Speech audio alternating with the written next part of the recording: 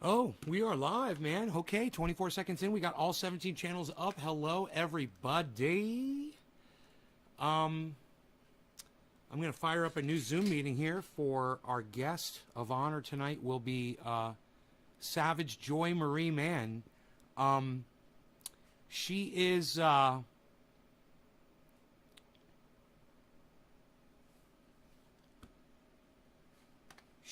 the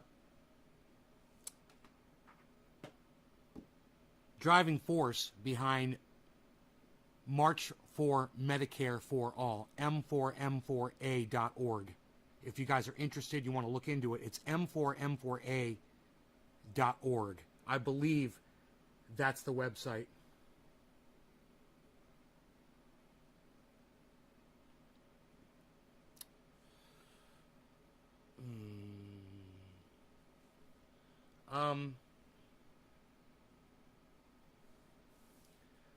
Just turn my phone off. Anyhow, we are going to go right through the show. I plan to do 2 hours. And if Joy doesn't show up until 6, then that's it. Then we're just going to start right at 6 p.m. and we'll just keep going with the show. That's the way I think I want to do it this time. Hey, Smile, what's up?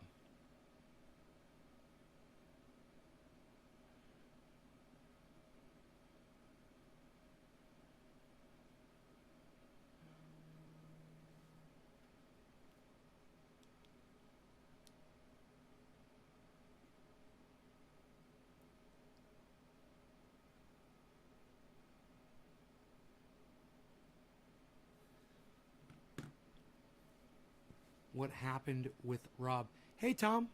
He came by the show, man. It's so good to see you, bro. I got a picture for you. I want you to see. My friend made a table that matches your painting.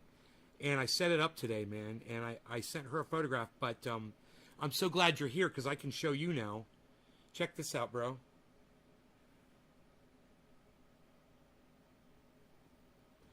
How awesome is this? This is set up in my billiards room. Look at the table underneath your painting. It matches perfectly. Here, there's the table. Nice, huh? You like the way I set that up?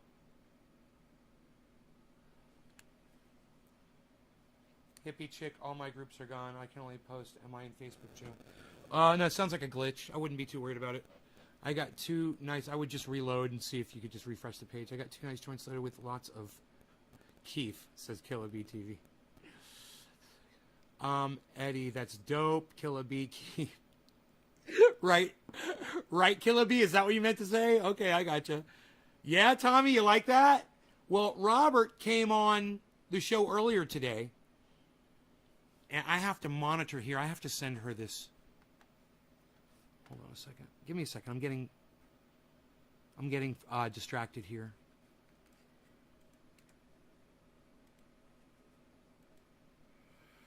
So I think I've kind of lost her, which is cool. I'm kind of springing it on her early, but I wanted to sit and smoke because I've been working all day around the house, not doing hard labor type stuff, but cleaning. Well, it kind of was a little laborious a little bit from here. I was mopping. Yeah, that was tough. I got one of the clones transplanted because it was ready. It had plenty of roots. I'm waiting for the other ones to catch up. Took pictures. I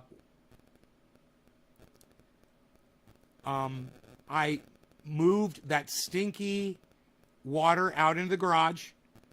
Got that all done. What else was I doing? I was working on something outside. I can't remember what it was. Shaded a couple of the plants outside that needed it. Did my 10-mile hike. You hiked for 10 miles, bro. Okay, yeah. I would say that you are ready for a sesh. Let's get right into that.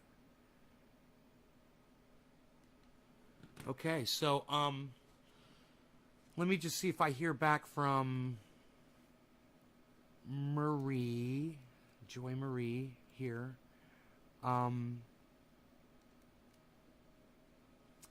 And let's see, I want to take this off of here, right? Yeah, the chat is going to be boom.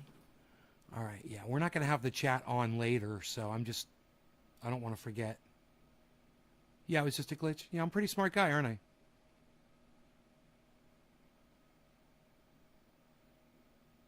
You'll figure it out sooner or later.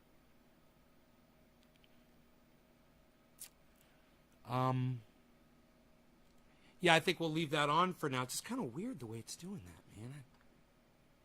It's showing, oh, because I put the bookmarks bar in there. Okay, I got it.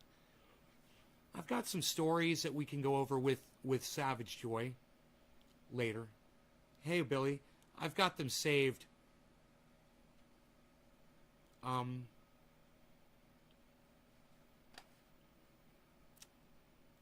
could close that. I've got my meeting open. Yeah, I'm giving her that feed. That's right. Okay.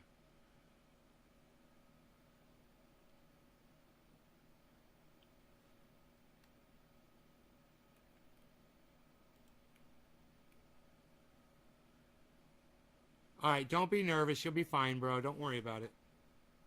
Don't be nervous about your surgery.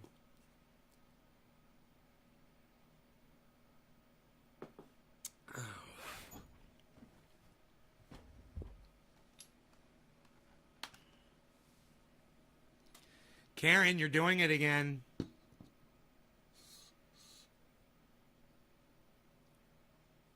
All right, so let's put that over there. I had a lighter that I was going to use specifically for this show. Isn't this funny? I am so freaking OCD, man. It's like, it's no big deal, bro. You've got a whole dish full of lighters. You don't have to use that lighter. It's probably sitting over there by the sink because I did a little water change. I didn't clean the whole bong. I just did a water change because I've got bud in here that I didn't want to throw away. I don't know what's in here. It's either orange bud. It probably is orange bud or Jack Hare. I can't remember what the last thing was I put in. But top of the hour, 7:10. Cheers, guys. It is 7:10 coming up here in 2 minutes. Cheers. We got Savage Joy Marie Mann coming on in 2 hours, guys. Stick around. Or be here by 6. Or she might pop on early.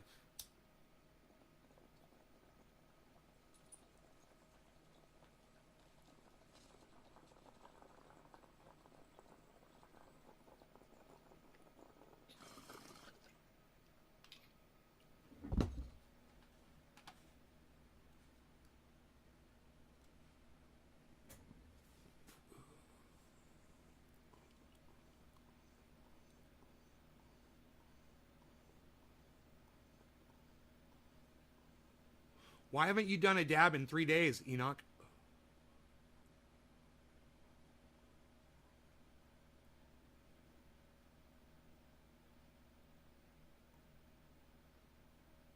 Nobody talks between the smoke rings anymore, pal. What are you doing? Smoke rings anymore, pal. Nobody's even doing that. Karen's on X. Yeah, right.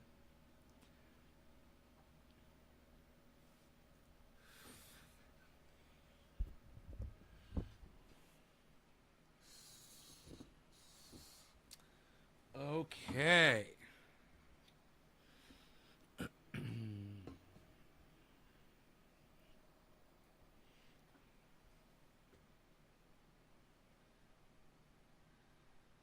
Let's get a bowl packed. I've got some stories for you guys.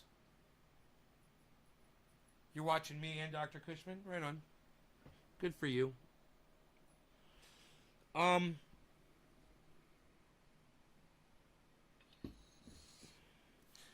Let's go on with the story, shall we?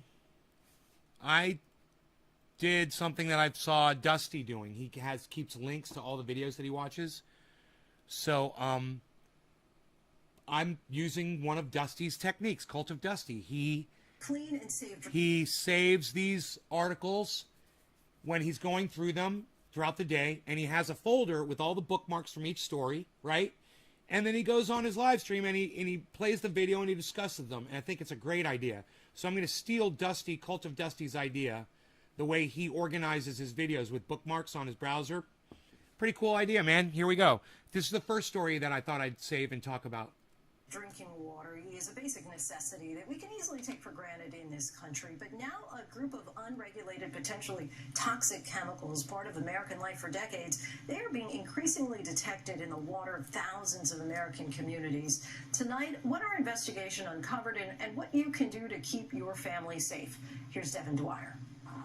In the parched desert community of Tucson, Arizona, a precious natural resource is under threat. This is what we call the inflow into the plant. Water from the city's underground aquifer can pulse through these pipes at 10,000 gallons a minute. Hey, filtered, purified. The guy might not be able to dance worth a shit, but he's got some great show ideas. I love his segments that he does. And sent to taps in thousands of homes and businesses. But this spring, the city abruptly shut the plant down. We know that there's this contamination out there. We don't know exactly what it does. But we know it's not going away. Tests detected elevated. Listen to what this guy's going to say right now. Listen to what's in this water. Levels of man-made chemicals known as per- and polyfluoroalkyl substances, or PFAS. Oh, PFAS, isn't that sweet? That's a cute little name, PFAS. Hello, PFAS. What are you? Hey, I'm per- and polyfluoroalkyl. What polyfluoroalkyl substances? Did he say the word properly? Does, but we know it's not going away. Tests detected elevated levels of man-made chemicals known as per- and polyfluoroalkyl substances. Fluoroalkyl. Okay, fluoroalkyl, I got it. Per- and polyfluoroalkyl substances. Huh. But we're just going to call them PFAS because it's so cute. Or PFAS. PFAS. You watch out for those PFAS chemicals. They might kill your children. They're colorless, tasteless, and scientists say potentially dangerous to human health over time. You lost confidence that these filters could take it out and guarantee the water's safe. We don't have enough confidence to go to drinking water supply at this time using just granular activated carbon. The indefinite shutdown turned off a source of drinking water for 60,000 residents. 60,000 residents just had their home's water shut off. What have I been telling you for the last 5 fucking years sitting in this chair, Chuckles McGursky McGriddle McGee? What have I told you guys for the last 5 years? I said, what are you going to do when they shut your fucking water off? There's 60,000 people right now that I guarantee you not one of them ever watched my show. Hey, man. It's not their fault. Blame Shit Lips and the Google algorithms crew. Okay? Don't blame them, and you can't blame me. I gave them the message that they should have water. You should have access to your own water, and don't trust a company or a government to supply it to you, because one day they can shut it off. And then what are you going to do? You should have been watching my show. I can't help you, and I don't blame you. It's not your fault. It's Shit Lips over there at Google's fault. It's the algorithms crew fault. And you know what? I'd like to do something about that, but I have no power or control over those people at YouTube. They're going to do what they're going to do. Raising concerns about safety. You know, there's so many memories growing up here. Listen to her crying as she just even starts talking about it. It's hard to listen to her speak. Patty Daggett's old neighborhood on the city's south side is still scarred by tap water poisoned in the 1980s by an industrial spill of the chemical solvent trichloroethylene, or TCE. Daggett swam in the contaminated water as a child and drank from the tap in her home. In 2014, at age 47, she was diagnosed with a rare form of blood cancer, her doctor linked to the chemicals. He said that he had, through that cytogenic test, determined that my cancer had been caused by a toxin. But I'm telling you right now, I would never let any of my kids, my grandkids, anybody in my family drink water. Quarter of the hour, Cannabis Isn't Just for All. Cheers. We got Savage Joy Marie Man here in an hour and 45 minutes. Cheers. Or less. Receive financial settlements in major lawsuits. In 1983, the EPA listed Tucson as a Superfund site where cleanup of the water has been underway until now. This water treatment facility was designed to filter out 2 other toxic chemicals, but when PFAS arrived, city officials decided to shut it down. Mayor Regina Romero says a stream of PFAS-contaminated PFAS sounds like the next hot little boy band. groundwater more than 143 times above the suggested PFAS, they're from Denmark, but they're really hot. EPA safety level threatened to overwhelm the city's drinking water filters and resurfaced old fears. We still have many families that lost loved ones because of TCE. And so it is palpable, it is present. How dangerous is PFAS in your view?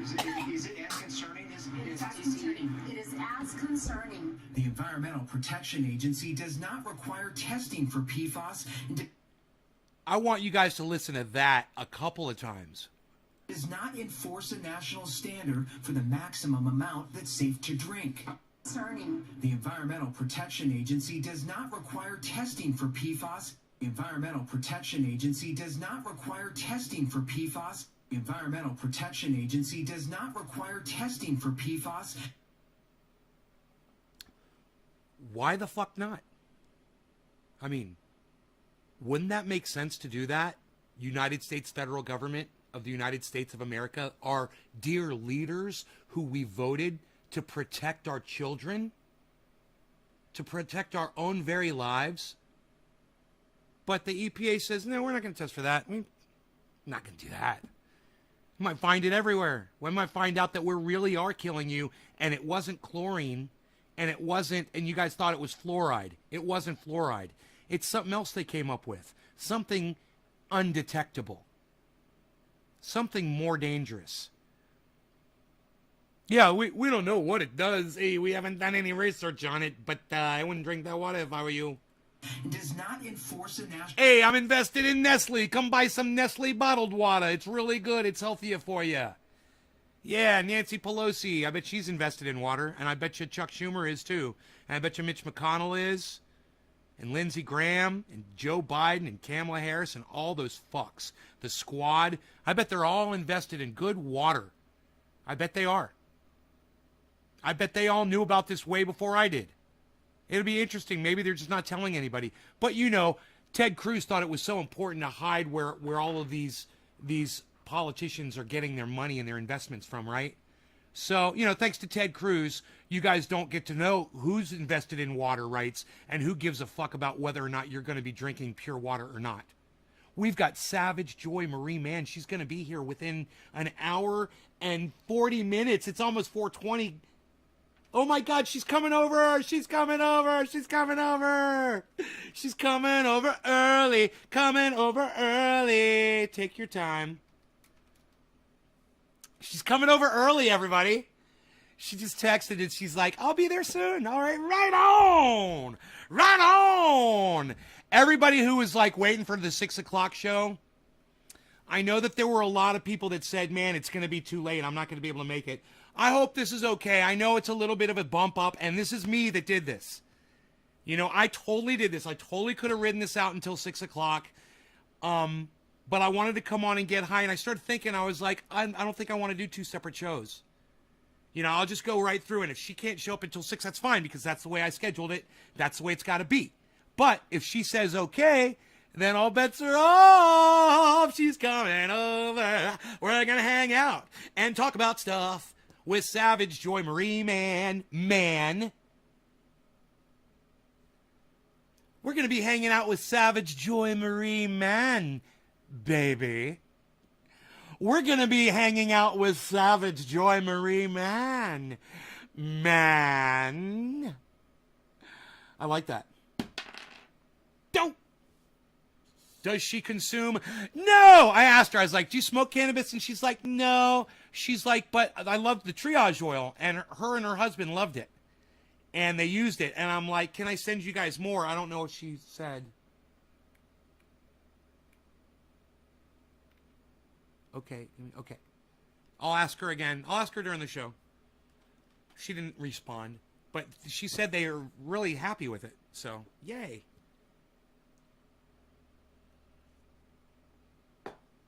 Dude, what she will prove to all of you, I truly believe this, is that every single one of us has a voice.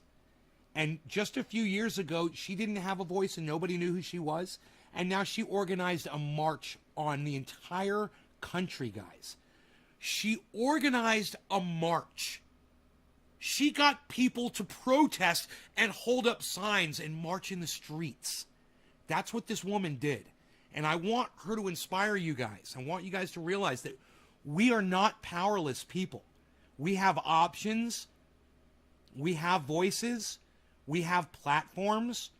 And while I may have blown my ride, there's a lot of people behind me, people like Jackson Hinkle and people like Savage Joy, that are more than willing to take up the cause. And we have the identical cause, don't we? Medicare for all, period, full stop.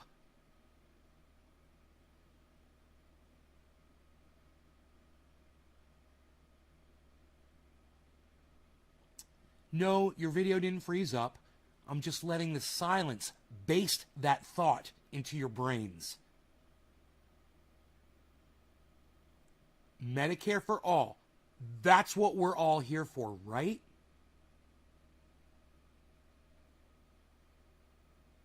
I'd be in ER right now. Fell down 6 steep steps, so thank you again for the miracle oil.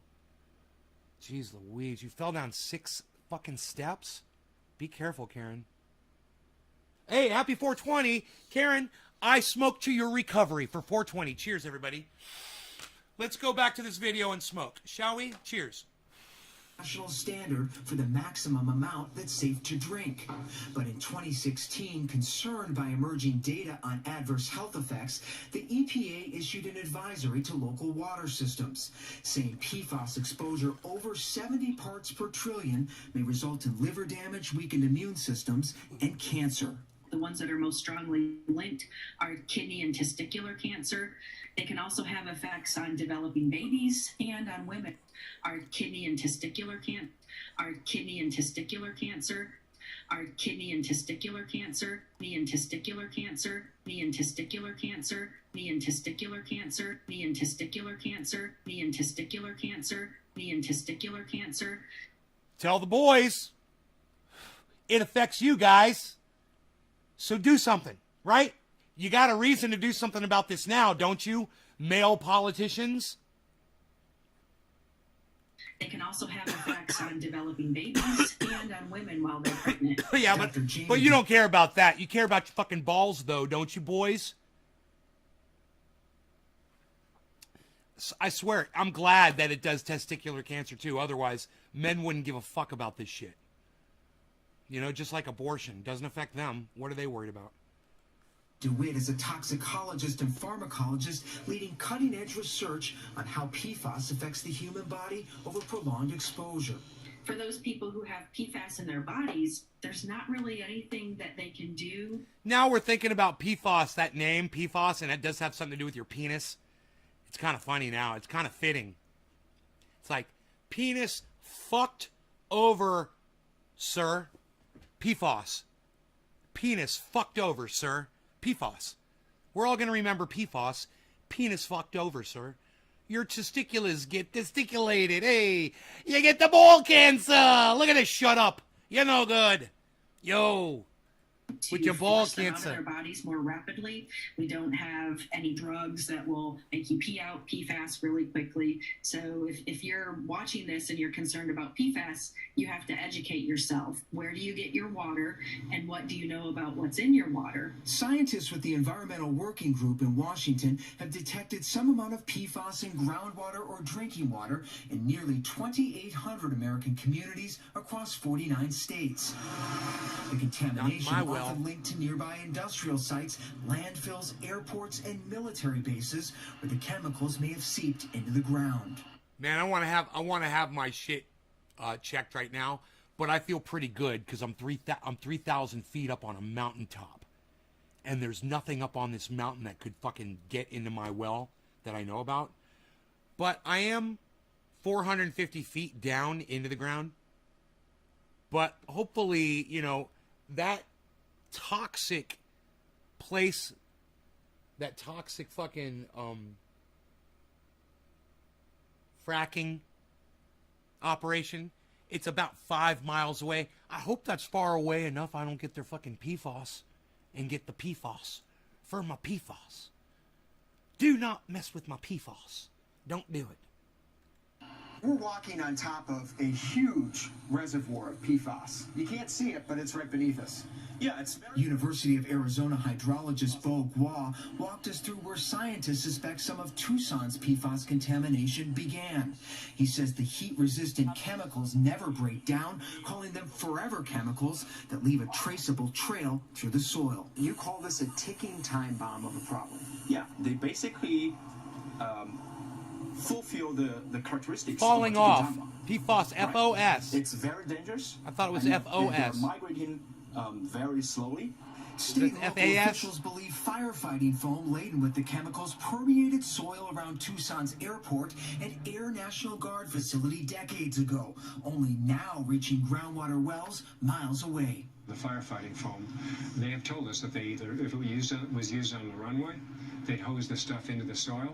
If it was used in the hangars, they'd dilute it and dump it down the sewer system. Councilman Steve Kozacek has been pressing the military to expedite cleanup and remediation, especially as climate change fuels historic drought.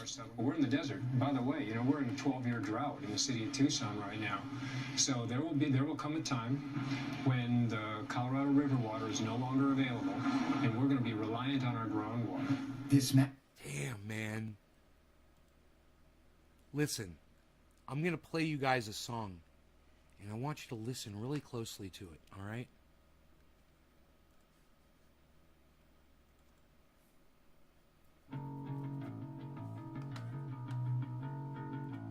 Prepare yourself. Prepare yourself. It sounds so good. Prepare yourself.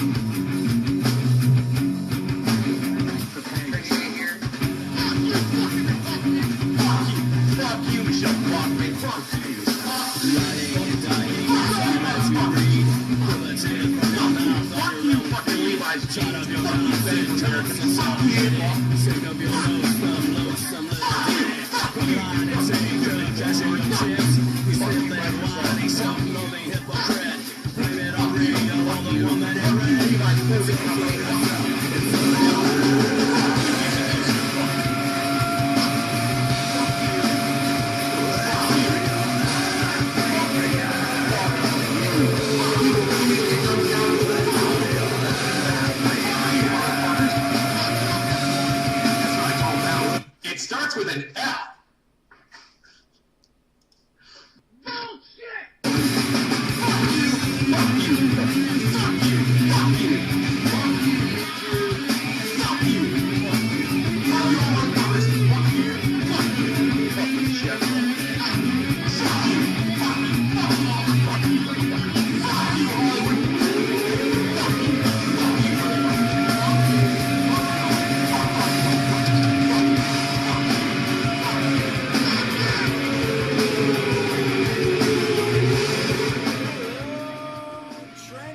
Trendy Day reporting in live from Northern California.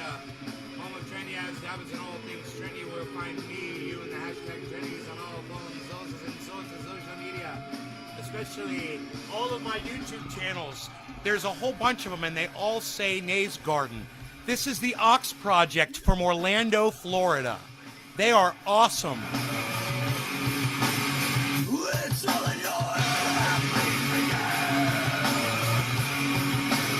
You'll never learn to be. so much anger.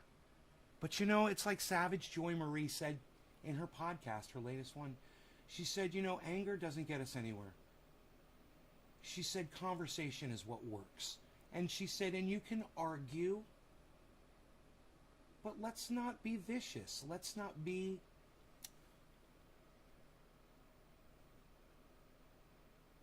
ugly towards each other when we're discussing our differences. Let's not attack each other based on our differences or on a personal level. And let's grow past that. I'm growing past that right now. I'm in the process of growing past that. You know, people like Savage Joy Marie Mann, she's helping me. She's helping me. She's helping just by me watching her. You know, her ability to get stuff done, to organize people, to get her word and her message out there with thousands of people behind her inspires me, and I hope it inspires you. I really want you guys to enjoy this interview, this conversation, and I want you to really let her inspire y'all like she's inspired me. I've been following her on Twitter for a long time. So long that I sent her some triage oil a while back, and I forgot if I even did it or not for sure. And I asked her in a message, I was like, did I send you? And if I did, is it working? And she's like, yeah, my husband and I love it. And I'm like, it's got 50 uses. I'll send you more, you know?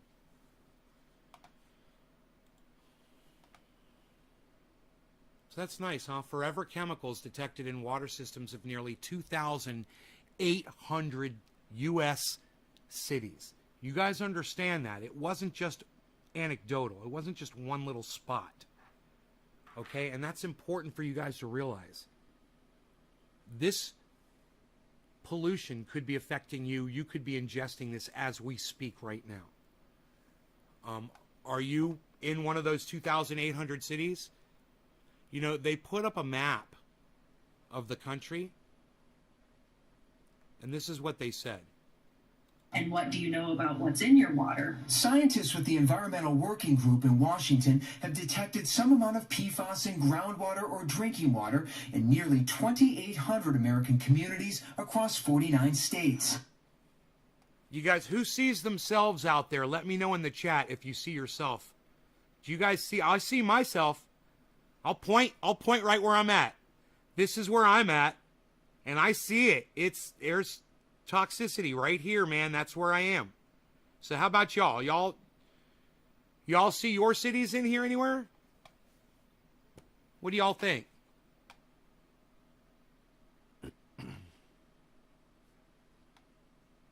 You hippie chick, you see Florida, South Florida? Down here?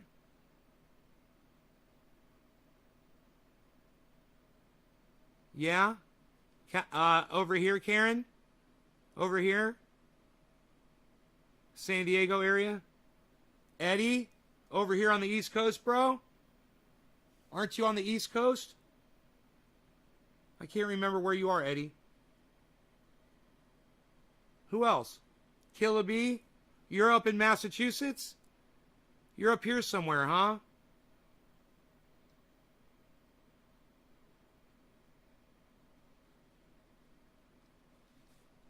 Up here. Huh. Are you guys paying attention to this?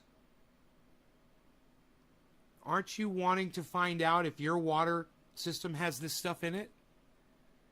I mean, it's just testicular cancer, boys. You could do without your balls.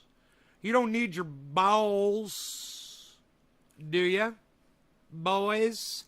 Boys, you don't need your balls, boys, do you? About what's in your water. Scientists with the Environmental Working Group in Washington have detected some amount of PFAS in groundwater or drinking water in nearly 2,800 American communities across 49 states. The contamination often linked to nearby industrial sites, landfills, airports, and military bases. Who lives near a landfill, an airport, or industrial site or a military base. Those 4 things. Who lives? Let me know in the comments what it is that you might live near. You want to know what I live near? An industrial site. 5 miles away. I don't know if that could contaminate my water, but it wouldn't surprise me if it could. This is kind of why people had to start drinking beer, says Bill. Billy, what time does Ghost Ninja go live tonight, bro? I want to promote him on here.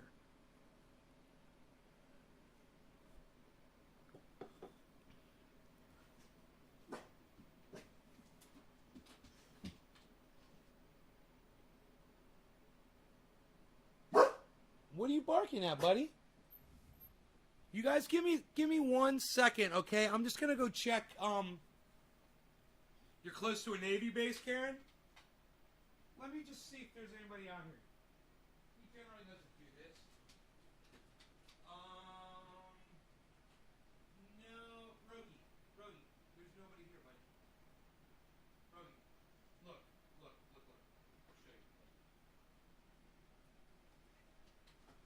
I'll show you. Rogan, look. Come here. Rogan, look. Nobody's here. Look. See? Look. See?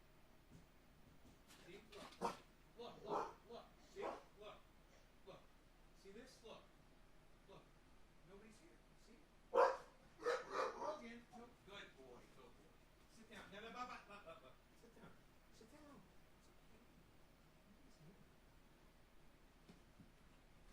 He's flipping out. I'm just going to let him outside. Why are you flipping out, buddy?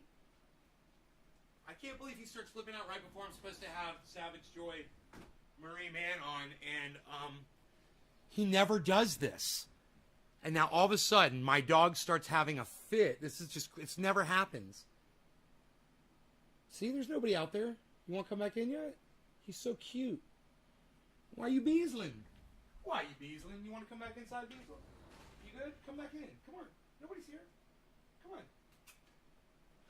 No? All right. He's like, no, I want to beasel around.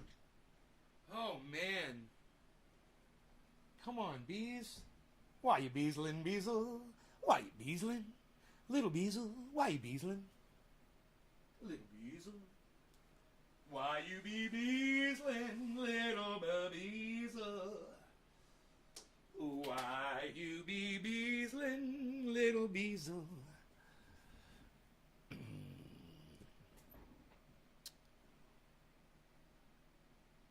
You live 30 miles from the only biological weapons training facility in the United States? 30 miles, I think you're fine, man. But I don't know if I am.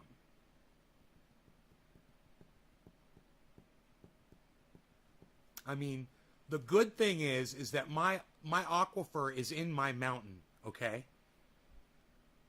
My aquifer is still 2,500 feet above ground level, right? Now, between here and where that industrial site is, 5 miles, there's valleys, right? And there's a couple of mountain ranges and valleys between here and there where they are in 5 miles. And I don't think that they affect me just because of the terrain, you know? And they're probably up at, I'm assuming they're probably at 1,000 feet.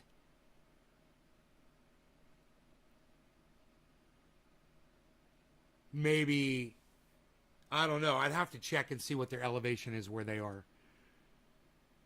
But, man, I don't know if they're responsible for putting these PFAS chemicals in the ground. But it wouldn't surprise me one bit if they did.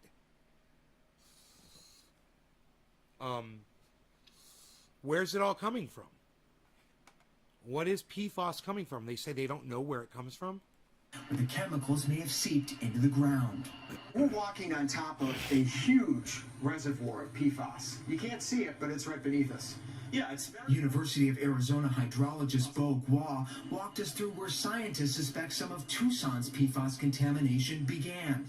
He says the heat-resistant chemicals never break down, calling them forever chemicals that leave a traceable trail through the soil. You call this a ticking time bomb of a problem. Dude, the guy sat there and told the guy where it all came from, and they're not playing anything the guy said about where these chemicals came from. Do you guys like this? This is hilarious. Yeah, they basically fulfill the characteristics of a ticking time bomb, right?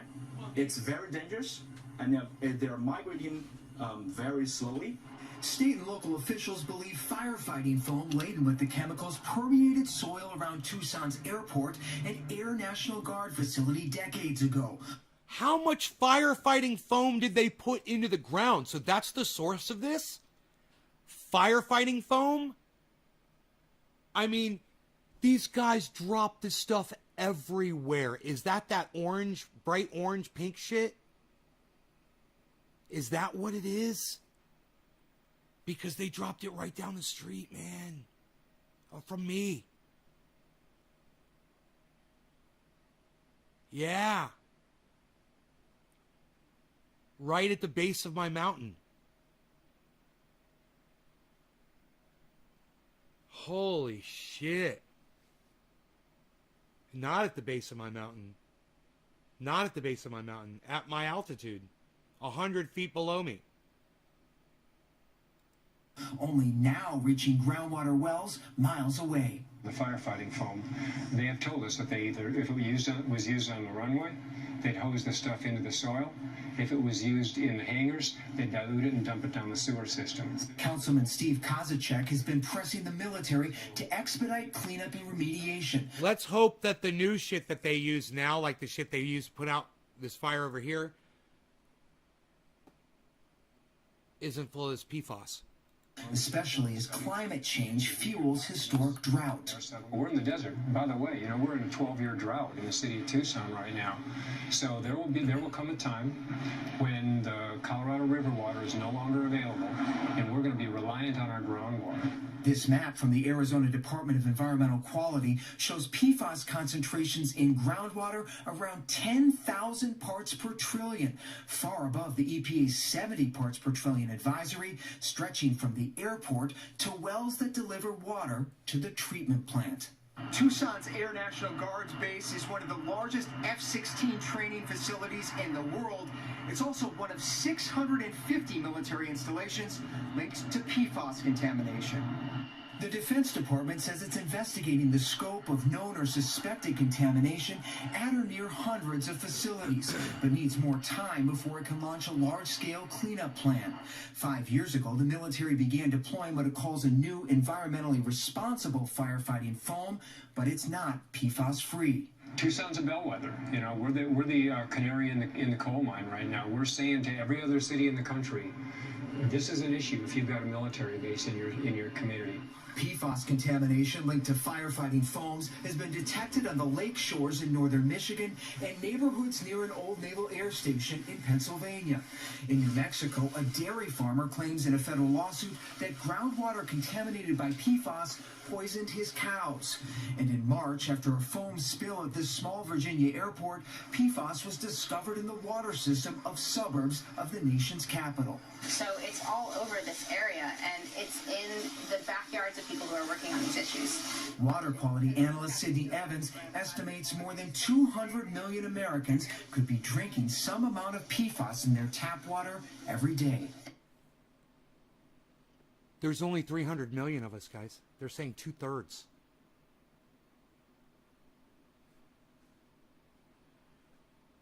It's affecting all of us. You guys, we're being distracted by fighting about masks and shit, and this is going on. This is just the first story I wanted to cover. It's not just localized issues of contamination, that these are issues in big metropolitan areas as well, and that there's still not any testing requirements at the national level. The EPA declined our request for an interview, but told us in a statement that addressing PFAS in drinking water is a top priority, and that it's developing a multi-year strategy to deliver critical public health protections. The agency says it's moving quickly while balancing the law, industry interests, and the science.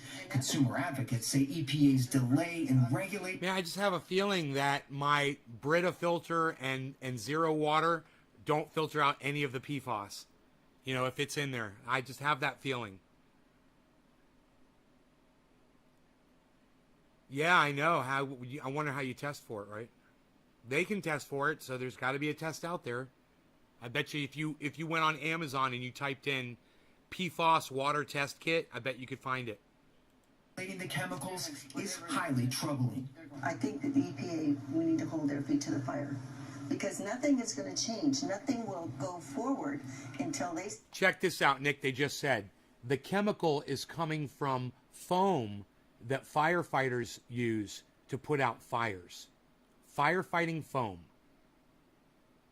And then it's rinsed into the ground, it's rained into the ground, it seeps into the ground, and it gets into our drinking water. And we can't filter it out. Dude.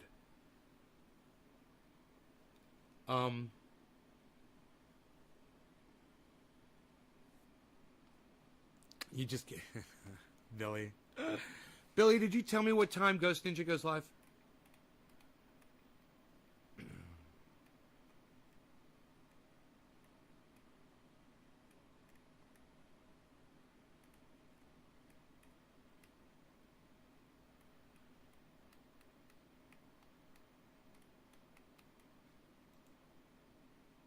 Billy, did you tell me what time Ghost Ninja goes live?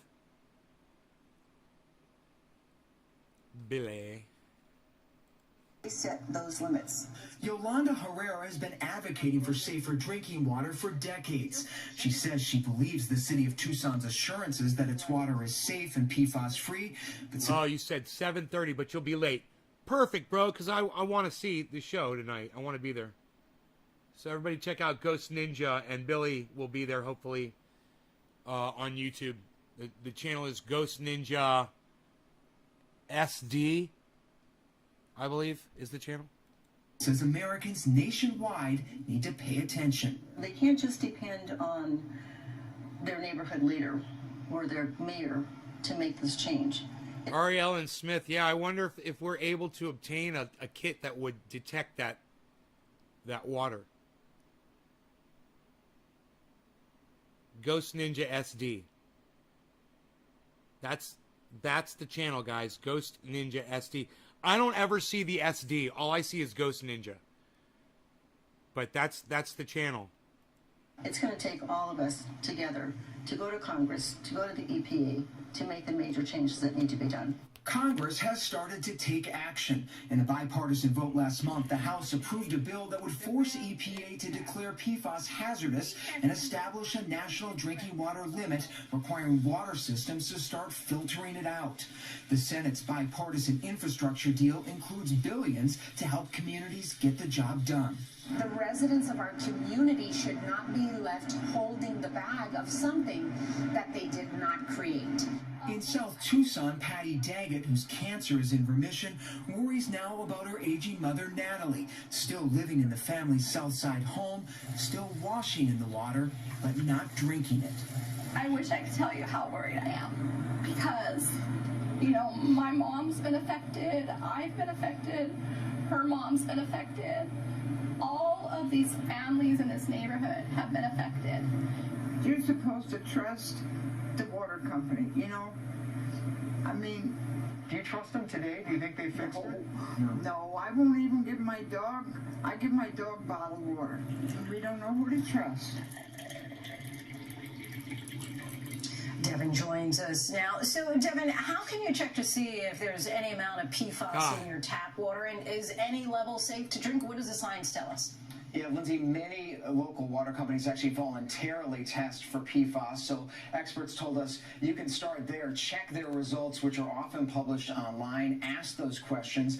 As for safety, many of the medical experts we talked to said actually no level of PFAS is ideal to consume, although it's really prevalent in our environment. Sometimes it's hard to avoid. The EPA advisory suggests over a lifetime we shouldn't be consuming more than 70 parts per trillion. But again, because that testing is not required, it's really hard to tell what is coming out of your tap when it comes to PFAS. And you also mentioned just how prevalent these chemicals are. They're not just found in firefighting foam. That's right. And PFAS are ubiquitous, Lindsay. They're in all aspects of our life. There are more than 4,000 different types of these chemicals. They coat our nonstick pans, our waterproof jackets, our stain-proof furniture. Manufacturers for years have said these chemicals are indispensable to our lives. They say they're inherently safe, aside from a few outliers which have been banned. But the biggest worry right now from consumer advocates, Lindsay, is the amount of these chemicals showing up in our water. And I expect we'll be hearing much more soon from the EPA on this, especially with the growing pressure from Congress and consumers demanding more safeguards. Lindsay? Yeah, I imagine a lot of people are going to be concerned by this. Devin Dwyer, our thanks to you. Thanks, Lindsay. Man.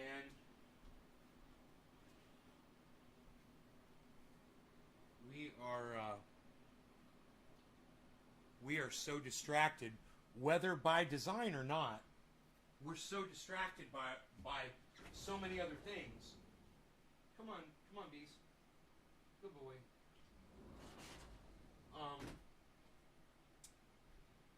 That we're getting used to, it's almost like we're numb. Does anybody feel numb? Let's make a list, shall we?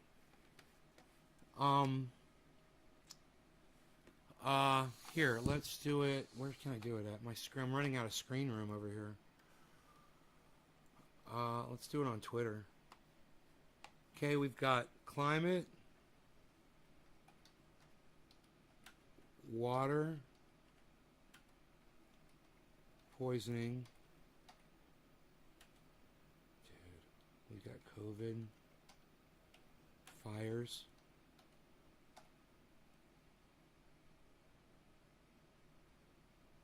We've got do nothing politicians. You know,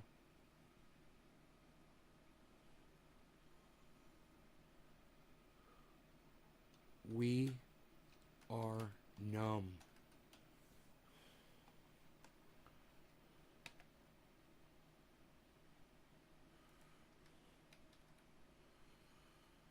You know?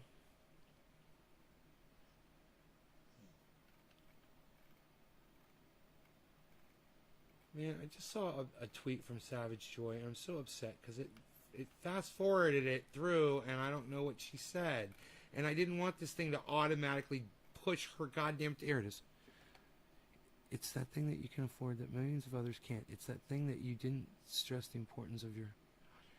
thing corporations like to use as a hostage situation on people's lives.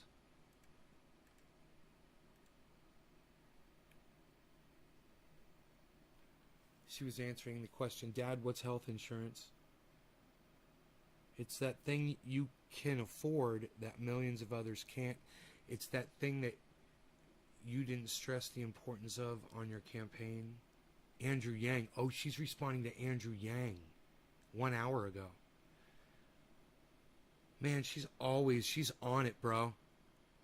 Savage Joy. That's why her name is Savage, bro. I don't even have to ask her why her name is Savage, because she's a freaking savage. It's that thing corporations like to use as a hostage situation on people's lives.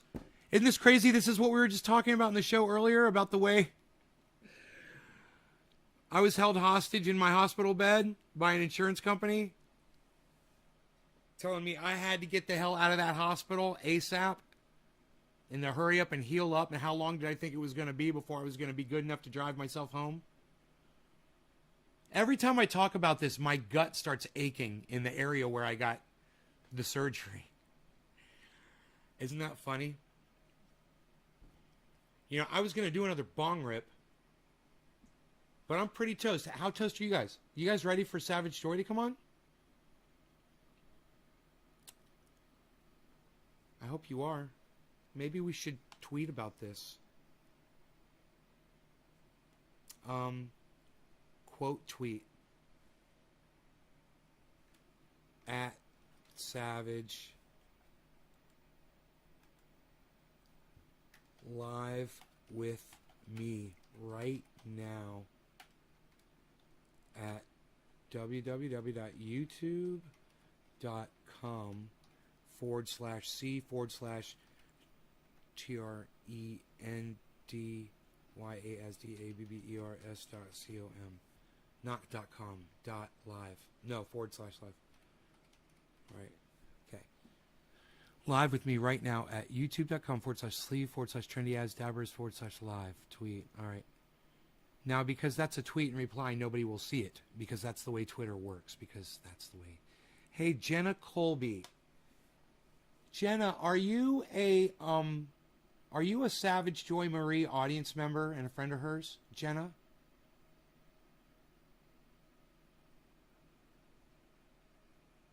Plant more seeds, Jenna. Hi, Jenna.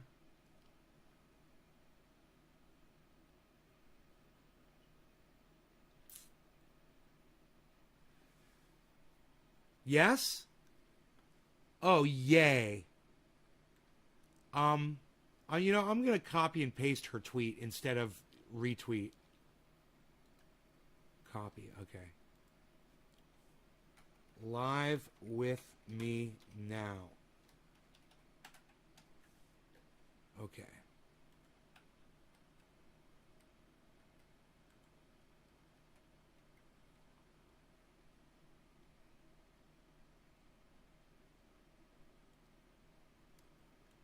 Okay. No link, just saying live with me now. You guys can retweet that if you want. Plants rule. I need an address to send you some seeds. Okay, Jenna. It's in my YouTube channel. You should see it in the bottom of the. It might still be there. My PO box is there in the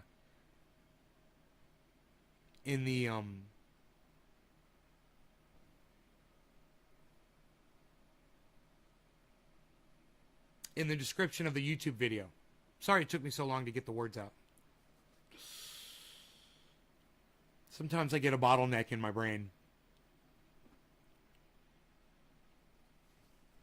This is going to be an interesting interview. I'm really high right now, and I'm thinking about getting more high before she pops in. I've got this bowl pack, man. It's top of the hour, guys. Who's ready? You guys ready to smoke? Nay's Garden style. No law regarding cannabis. Cannabisism, tisms for all. Cheers, everybody. Savage Joy Marie, any minute. She could pop in here any second. Cheers.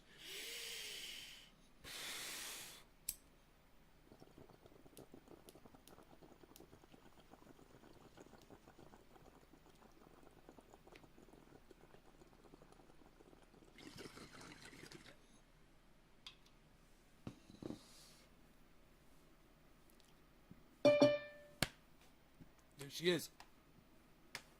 Before I even got to exhale.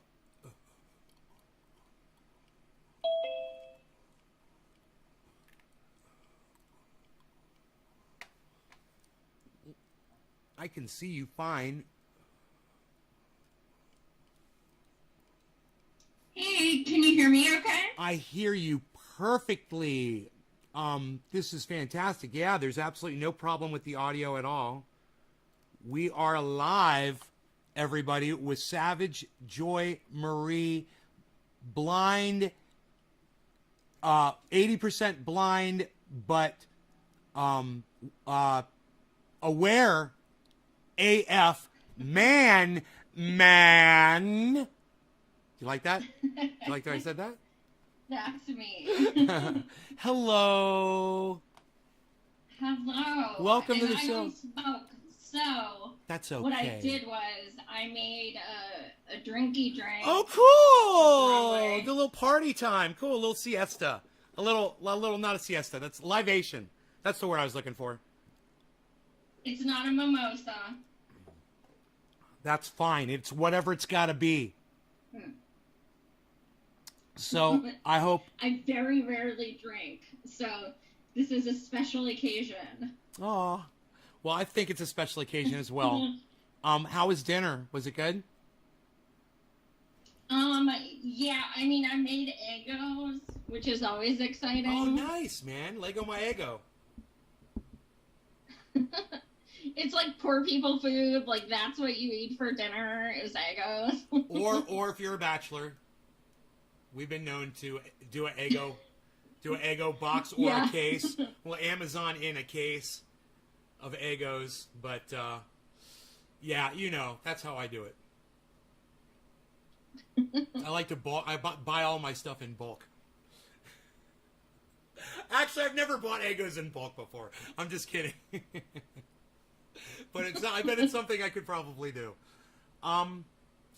So I'm just so glad you're here. I've got a million questions to ask you. The first thing I want to ask you is there anything that you want to bring up right off the bat? You want to promote anything that I heard you already speaking on what you had going on with having people, I think it was sign a petition. You want to talk about that? Yeah, so that's what we're doing right now, because obviously, you know, the marches don't mark the end of, you know, our fight.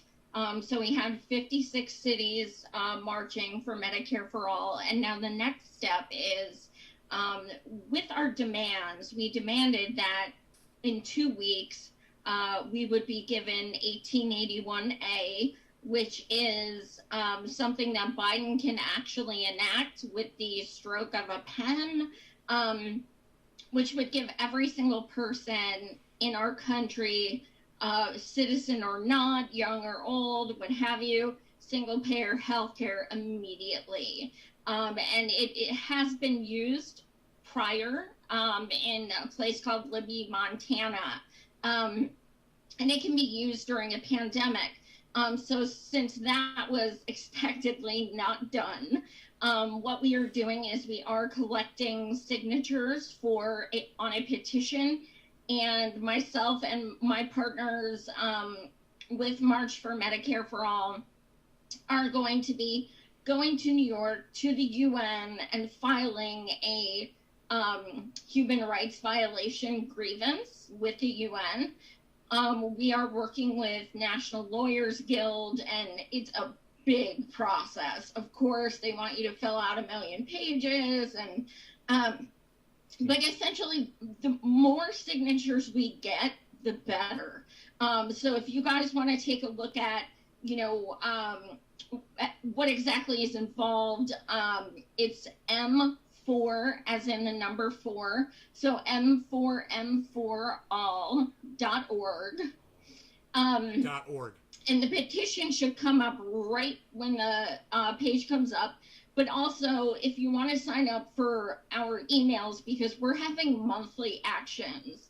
So it's not just like, I mean, I know we're called March for Medicare for All, but we didn't expect it to grow the way that it did. We had 3 marches, and then all of a sudden it was 56. So we're using, you know, the coalition we have built to just keep going and keep trying other things. And Susan Sarandon said, sign the petition. Big fan. She told me herself. Huge in person. fan. Now, so y'all better listen to Susan. Just to give reference to that, there's a photograph of the two of you together, and you made a comment on your podcast. It was like, no big deal, just me and Susan Sarandon hanging out. And you went right past it, and I was like, wait, man, go back. Talk about it. You went right by it. I was so, because listen, when I was 11 or 12, whatever year Clue came out, and she came out wearing that black, it was like a French maid outfit, Susan Sarandon, yes. And my whole life, you know, it affected me because I was just a little kid. So it's so funny. I just want to shout out Nick Brown. Thank you for putting the link. You left the A off of the m4m4a.org, just so you know in the chat. Right? Thank you.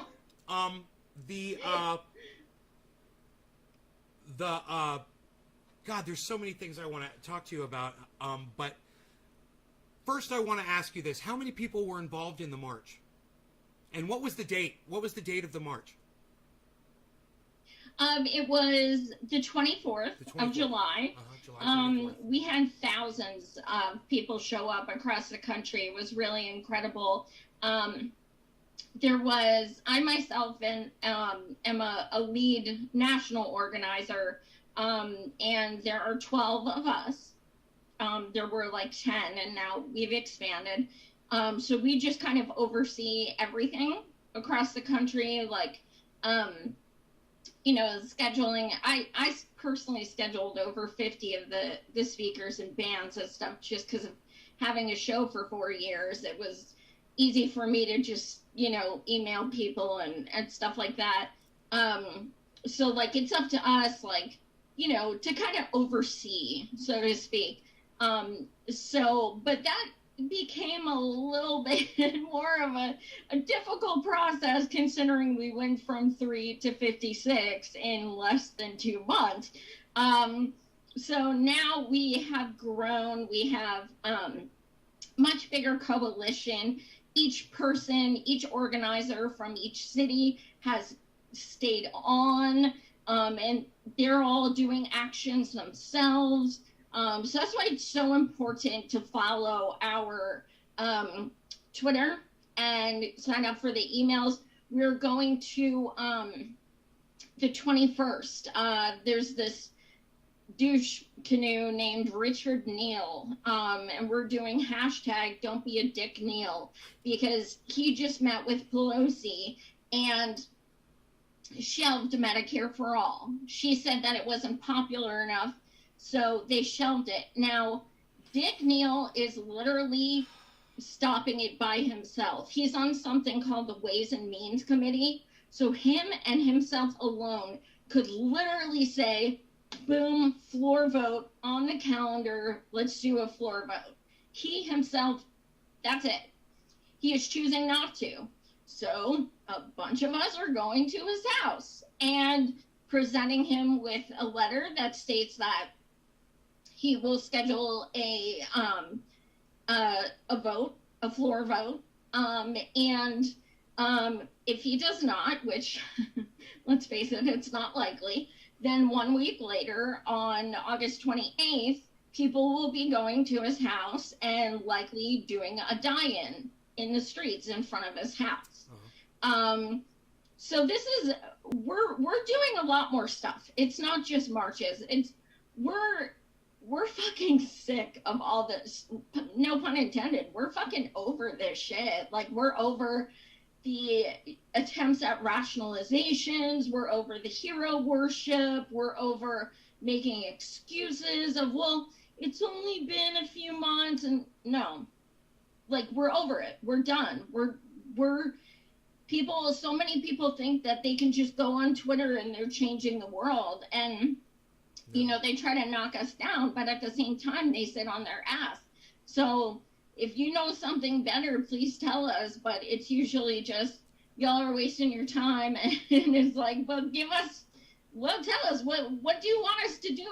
What's better? And nobody has any ideas. So let us waste our time. If that's what this is, so be it. At least we're fucking doing something.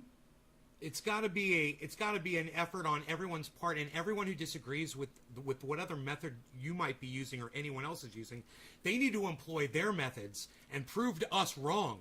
But everyone should be working for the same goal, and we all want the exact same thing, and it's only one thing that we're all working towards. And I do understand the fight that's going on internally between all of us, where we kind of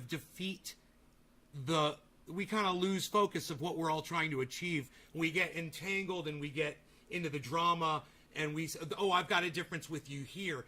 I've got a difference with you there. You know, you said something that was beautiful on your podcast earlier.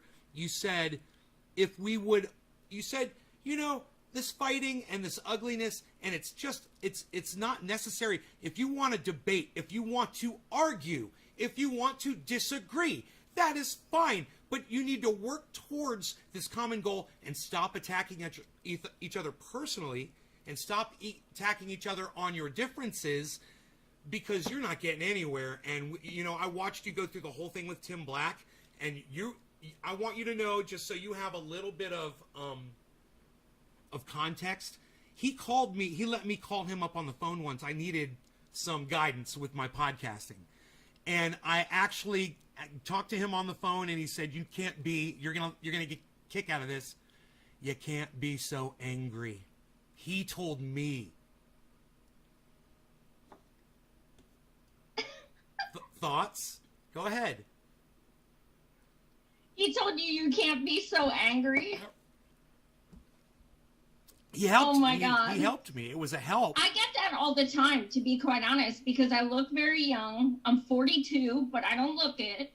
And I'm a woman. You know, when I started my show over 4 years ago, it was, I mean, I would drop, you know, say fuck, and it was like, grown men would come in the comments, young lady, do you kiss your mother with that mouth? Yeah, fucking do. Now what? Like, people get so, like, no, never ever lose your sense of outrage. Fuck that shit. Say whatever you want. It's your fucking show, period. Yes, be outraged, but don't attack people on a personal level with your anger and your outrage. Right. Outrage is directed at the issues. Hatred is directed from emotion. Right. And that's the difference. So outrage, the system, the politicians, hatred is when you're, you know, calling, you know, I'm not talking about politicians, but calling each other names and, you know, slandering them and harassing them and stuff. That is hatred. That's ugly. That doesn't need to be anywhere. And when people do that shit, you need to take Bernie out of your freaking pictures. Like, take not me out of us out of your fucking bio. Like, shit like that, because, like, you should not be representing anything that we came from. Anything.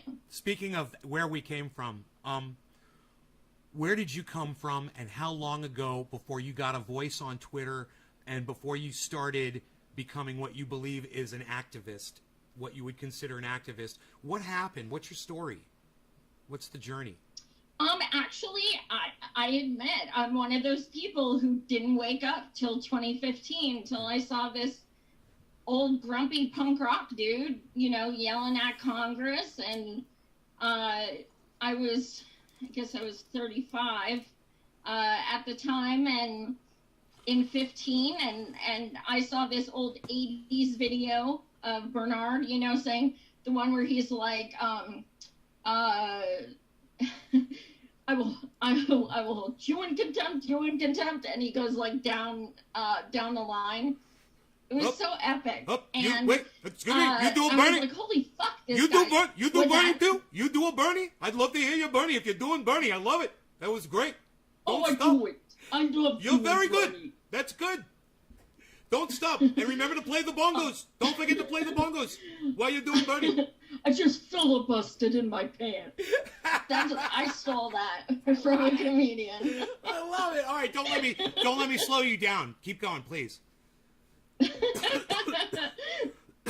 So in 2015, I learned about this guy Bernard.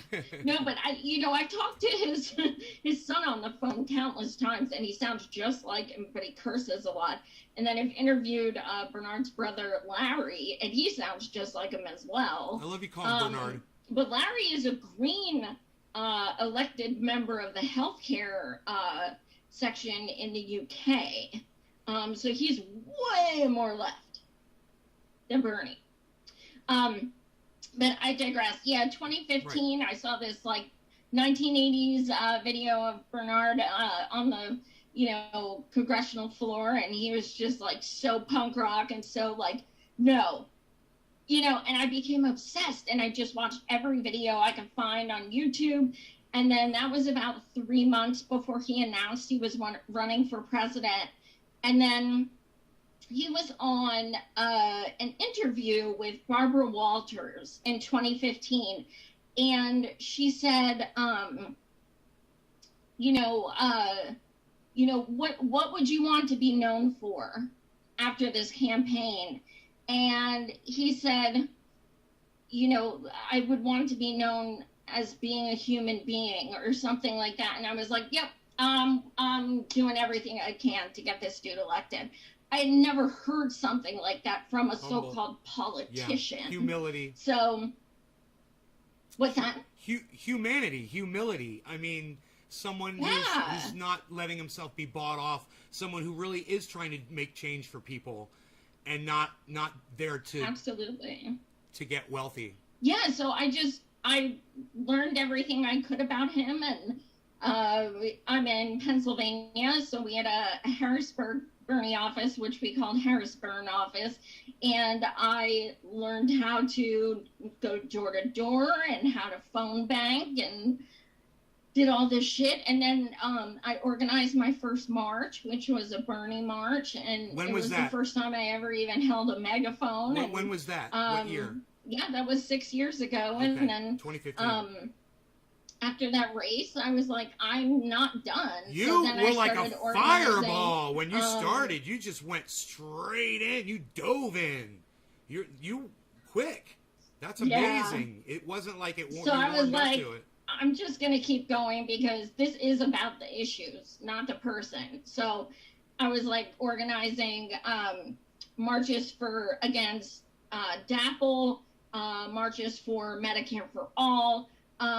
Black Lives Matter, immigrant solidarity, Muslim solidarity. And I just, you know, the cops at the Harrisburg Capitol building would say, you're going to have to pay a second mortgage on these steps. You're here all the time. And I was like, yeah, good. I live right at the Capitol. Yes, I'm going to be here. They're going to know me. And they do. So I did, you know, until Bernard started running again, I did over 30 other actions, either organized or co-organized, in Harrisburg, Philly, and stuff. And it just, I don't know, I started getting known just for always being like, let's do this, let's do that. And that's how I got offered to do a show at first. I did a 2-minute video to my fellow campaign volunteers at the Bernie office, and I just said I didn't want to type it because it felt really impersonal. So I was just like, you know, I love you guys. I never thought I would do anything like this. I've grown so much. I've learned so much, and it went viral. And it was crazy because it was 2 minutes. And then Steve from Real Progressive said, Joy, you need to do a show, and asked me for like 6 months before I finally said yes. So you just kind of, you weren't ready, or did you kind of, because you didn't treat that like you did your activism, you kind of took 6 months. Yeah, I mean, I was not okay with being on camera, and I still get my moments, but, you know, I get very like, people are staring at me. Yes. You know what I mean? So it can be daunting. I don't think people realize how intense it can be. Like when thousands of strangers are just watching you and you have no idea what they're saying or thinking, and you know, especially as a woman too. Oh my God, some of the comments, like, and I'm not just talking about all the dick pics I get or anything, like some of the comments are like, whoa, you know, so you kind of have to learn to adapt to all of those things. And it's like, I really just want to talk politics. That's all I want to do.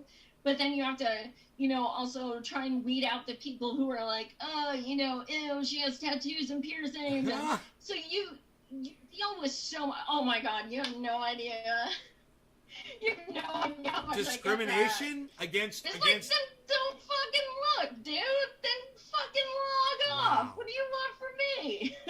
It's, you know, people just want your attention. A lot of times they're not turned off by it. They just want to see if they can get you to respond, you know, and that gives them so much joy. You know, when Joy gives them her attention. Yeah, that's what they want. Well, joke's on them. I can't fucking see their comments till after I'm off the air, so. Well, I tell you what, that's what Tim Black wanted from you. He wanted your attention. He wanted my attention. He wanted everyone that he called out, because I've been a follower of his on and off. I started watching him when I first got on. Then he started doing some kind of racist-y type stuff, and so I stopped watching him for a long time.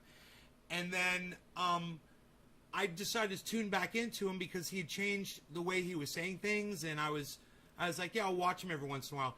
And for like the last year, I'd check out his show now and again and just tune in or whatever. And I sent him some oil. He wore my hoodie on his show. It was really cool. He did that. He came out and made a big deal on his podcast one day. It was cool. And then when I came out on a podcast the other day and I said, Tim Black hates white people, and that was the name of my podcast, he saw that and knew it was me. He knew it was the guy that he had allowed to call him up on the phone to help him out and say, hey, man, you got to stop being so angry with your audience and stop cursing so much. He's like, you're going to do so much better, blah, blah, blah. And realized by the title, Tim Black Hates White People, that it was a direct reference to, do you remember, I believe it was Kanye West and Mike Myers that were doing like a promo for Farm Aid, and they were on national television live, and Kanye said, George Bush hates black people. Do you remember that? You've seen that? Yeah, vaguely. So that was a direct reference to that. It was as a joke. And I knew that Tim Black was going to get the joke. Tim's a comedian. And I knew that when I said Tim Black hates white people, he was going to know, hey, that's the guy that I let call up on the phone and I helped him. So he's automatically going to know that he doesn't hate white people. And that was going to be a joke. He realized it was a joke. He came on my podcast when I said Tim Black destroys Nay's Garden during a live stream, which he did. He ranted on me for 4 minutes during a live stream, right? And we talked about it. He came on the live stream and he just said, hey, a shout out is a shout out. And I was like, right on. When I heard him mention your name, he was talking about Joy, Brianna Joy Gray, and he threw your name in there. And I want to tell you, from what I know about Tim Black, because I listened to you, I listened to everything you said twice. I watched your podcast where you addressed that, and I know you addressed it in tweets. Just so you know, he threw your name in there because your name is similar to hers, and you're one of the people that does that stuff, and you've worked with her, and he's seen you both together. He's heard you speak. He didn't really seize on anything particular that you had said or done, and he didn't really do that with anybody else per se. But if you really want my honest opinion about where I think he's coming from, he just wants more views. And he's angry at us because people like you and people like Bree and people like Jimmy are getting a lot of attention right now. And he wants some of that attention. And I feel bad for him because I know what he's like and I know he could do better. Let me give you an example. Did you know that the term Karen is racist? Yeah. Yeah, it's a racist term. I don't use that term, and I'm a vulgar guy. I've heard that. I mean, I've heard it, to be honest. It's my aunt's name, Aunt Karen. Well, I've heard white women say it's racist. I've never heard a black person say it, but I don't know. Right. So say that it's racist. I was kind of curious. You know what I do when I'm curious about stuff? I wiki, I Google it, I look it up. So I looked up the term, and, it's a reference to a white woman. And there's more. Who asked to speak to the manager. But it's really funny. Actually, the official definition is freaking hilarious. Look it up sometime. You'll laugh. But at the same time, yes, it's racist. And he uses that term a lot. And he uses it in a racist way. And one of the things that he said about Bree was he says, when I look you in the eye, I see a white woman who doesn't understand the plight of black people. And I said to myself, basically, I said, you know what, Tim, that's racist, bro. You just gotta realize that even white people like me don't use the term Karen because we realize it's a racist term and it refers to white people, and you could step up your game a little bit. That's where I think he's at. I think he there's room for improvement. If you've seen some of the things he's done, some of the interviews he's conducted, and if you had been, like even him reaching out to me and allowing me to call him to try to help me out, or if you see him speak about, most importantly, rights for blacks, which he's talks about reparations, and I don't know where you are with that, but I didn't know anything about it until I started watching a little bit of Tim Black, and I was like, yeah, man, I get it, man. I totally understand. Yes, it's totally unbalanced. The system is screwed, and if there's a way we can unscrew the system, and if that involves writing up some checks, I'm down with that. I'm totally okay with that. You know, I'd rather that than send people to war with my money, and you know how much of our money goes to war. So I'm sorry to have ranted for so long. Do you have any thoughts about what I've just said? No, I mean, you know, as far as the first time he dropped my name, yeah, it was thrown in there because, you know, he's like, you know, fuck Brianna Joy Gray, fuck Savage Joy, or something like that. It was like, you know, boom. It triggered him to think of my name too. Right. I'm like, oh, you just fucked up. Time, when you say my name, I'm gonna fucking call you out. Goddamn right. I was like, oh, Tim, you don't even know. Did you see my tweet to him? Once my name came out of his mouth, and let's be clear, if somebody said his name on their show, he would do the same exact thing. Absolutely. Without question.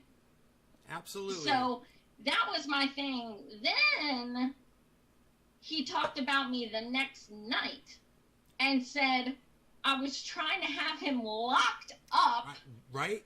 And that I said Bree is scared of him. And I don't even know what he's talking about. I have no idea. I said nothing even close to that. Nothing even, like, I didn't even talk to Bree through osmosis. He threw you in the wrong group of people. What he was trying to say, and I heard it, was there were other people that were trying to get him locked up for saying that he wanted to rape Bree because of the way he worded, he said some things about ass fucking, and then his whole excuse was, I'm a black man, and, you know, we get angry, and blah, blah, blah, blah, blah. And, you know, he has an excuse for all of that. But go on. Don't let me stop you here. I'm sorry. No, I just, you know, I don't appreciate being conflated with everyone else on Twitter. Right. You know what I mean? Like, if I specifically did not say something, the point of the show was to talk about Nina's loss.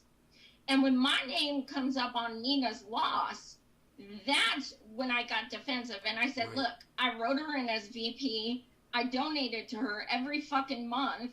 I made her the Shiro of my fucking book, you know, and I talk to her all the time. I've been on her show. She's been on my show to promote the campaign. And then he was saying stuff like, if y'all didn't go to the campaign offices and you just sat on your ass, and I'm thinking, you know what? Like, what did you do? I was the only indie media who was in Iowa for more than like 2 days. Right. I was there for 5 fucking weeks. And it wasn't and easy. Not just covering. And it wasn't easy for you to get there. Volunteering. Right. And making thousands of phone calls and, you know, knocking on hundreds of doors in fucking ice and 6-degree weather. So while going blind, nonetheless. Yes. So, like, if I'm not going to be like, I don't like that sanctimony shit, and I don't like, you know, when somebody says, like, get out of my movement. This is my movement. Get out. Yeah. No, it's not. Yeah. If it is, I'm not in it. No. I'm perfectly fine not being in that. No. We're all just trying to get Medicare for all, and, you know, he needs to realize not to let his mouth write checks that his ass can't cash. And I'm telling you, he's really stepped in it this time. I'm like, I'm not really a defender of Tim Black at all, but I do want to see all of us getting along. That means Sam Cedar and Jimmy Dore, you know, having a debate if that needs to happen. It means someone like you know, there's a lot of people in the movement that are disgruntled with other people in the movement. And it's sad for somebody like me who's considers himself an audience member on so many of those podcasts to see it's a waste of time when these audiences should all be watching all the same people and building and in strength and numbers. When I see TYT working against Force the Vote, for instance, that's a good one. And then you see everyone that took a side. You know, and Tim Black was on the TYT side. I saw people take the TYT side, and Sam Cedar and other people, and I was like, good, this is why they need a floor vote, so everyone can see where everyone stands. And that, it did it to us. And all we had to do was realize that it's exposing us, and we need to expose the people who actually vote for it. Nancy Pelosi went into office. The day she went into office, it was because she was going to get Medicare for all, remember? This is what she's been promising ever since she started. That's why she's there, I thought. And now she's... No more Medicare for all. I'm so sad. It's like every time we try to work so hard and we make... It's like a step forward and then it's 3 steps backwards. Absolutely. And, you know, I do think it's relevant when you look at, you know, how many bridges have been burned with... you know, with some of the podcasters. It's like I specifically have never, in 4 years of doing a show, I have never mentioned another podcaster's name unless it was giving them a shout out, and that is the fucking truth. Not once until the other day when I was addressing being attacked on his show. Not once before that, because I always said, why do people always tag each other on the show? Just don't fucking watch their show. Just don't watch it. Who gives a shit? Or watch it and find, this is what I say. I say watch it and find something that you agree with them on and let them know, hey, I do agree with you on this one thing. That's what I try to do. Like, I have no problem calling out TYT and stuff like that because they're corporate and they're not independent media whatsoever. But as far as independent media, like people who like live on, you know, few dollars in Patreon, like, you know, as far as that, like I just don't, it doesn't interest me to try and tear down someone with like 1,000 followers. Right. It's just, I don't know, it feels way more like bullying. And then, you know, after I got attacked, he said, well, I shouldn't even say her name because she doesn't have the following to matter or something like that. And I'm like, dude, you keep bringing me up. Right. Like, what are you talking about? Stop bringing me up then. Right. Okay, so... And as far as Force the Vote, yeah, I learned a lot about people because being the disabled spokesperson at Force the Vote on the town hall, I learned so much. I have had threats, I have had harassment, I've had bullying, I have been doxxed, I have been just, I can't even explain it. I've had people threaten to call Social Security disability and tell them I am committing fraud. This is how serious this has gotten just from sharing my story and saying representatives should actually answer to what they've campaigned on. This is what I've been dealing with since November. Just because I finally got the guts to share my story and, you know, actually be open about it. And ever since then, I've just been attacked every single day, relentlessly.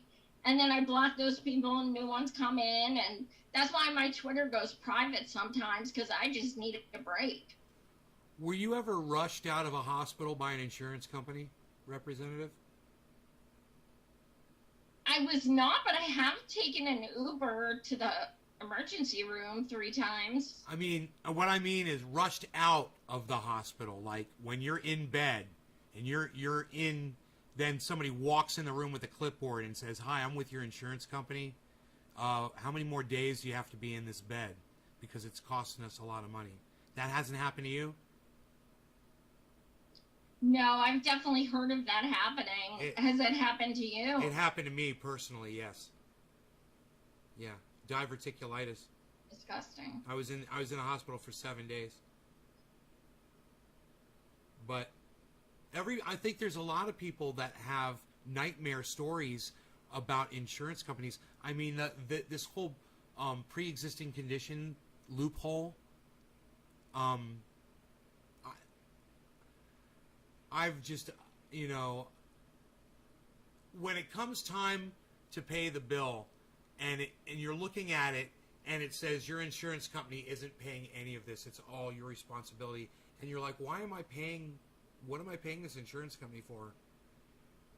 And I wonder how many people have that experience, just that, or the fact that you have to pay so much money before it kicks in. Ugh. I don't understand who these people are that have a problem with getting rid of that. I don't understand. Who are they? It's violence. And honestly, it comes down to privilege. Because anyone who, and I'm not using being disabled as an excuse, I'm saying when you come on a fucking disabled woman's page and you are telling her that she does not have a right to demand that people she has interviewed, talked to, donated to, that they should stand by what they campaigned on, you're being an ableist fuck. That's the truth.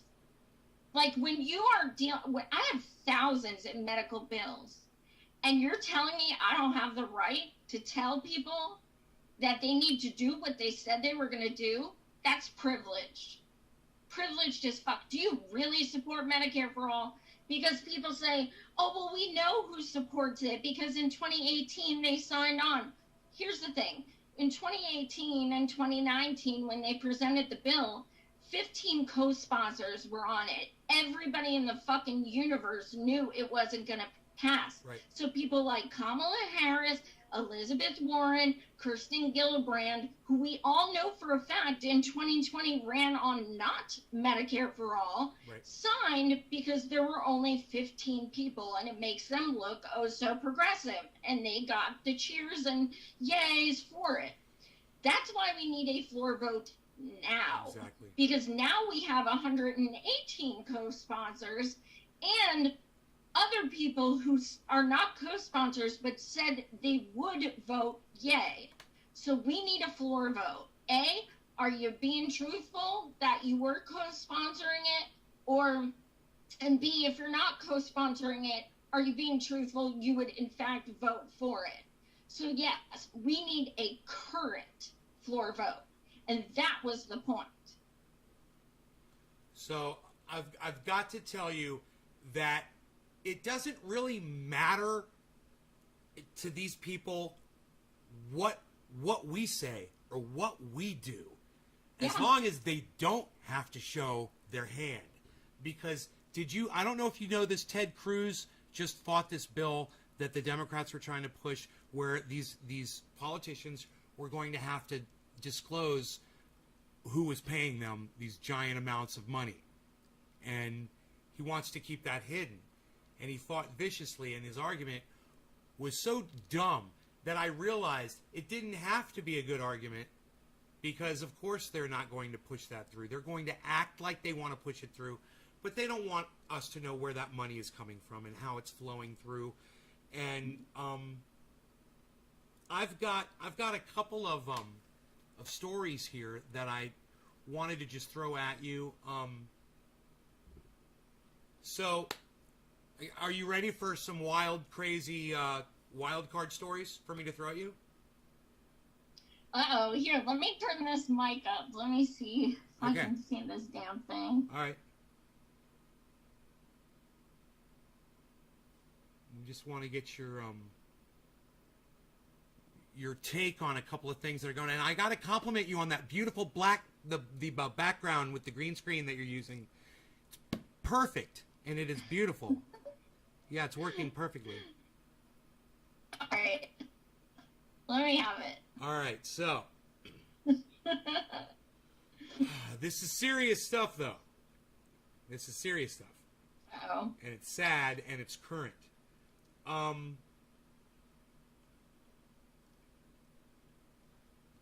The Taliban seizes 3 cities in 24 hours as U.S. sends troops to evacuate Kabul embassy. They're trying to get all of the Americans out right now. And they said that the Taliban is taking over the whole country. They said it could literally be days when they take it over. Have you heard about this? No, I haven't. Right. So, what this means is women's rights are going to be completely lost in that country. And we know how bad it is there in that specific country. So, this is what's tricky about it. We don't want foreign wars. I don't want to pay for foreign wars. But I hate to see this going on in another country. And when people say it doesn't involve me, I want to worry about my country. I honestly, Joy, I don't feel that way. I don't want suffering anywhere in the world. But what are we supposed to do? How do we address this? Yeah, I mean, that's rough. I think, there's so much imperialism that we enforce all the time with our country. We just expanded the military budget again in the infrastructure bill, well, presuming it would pass.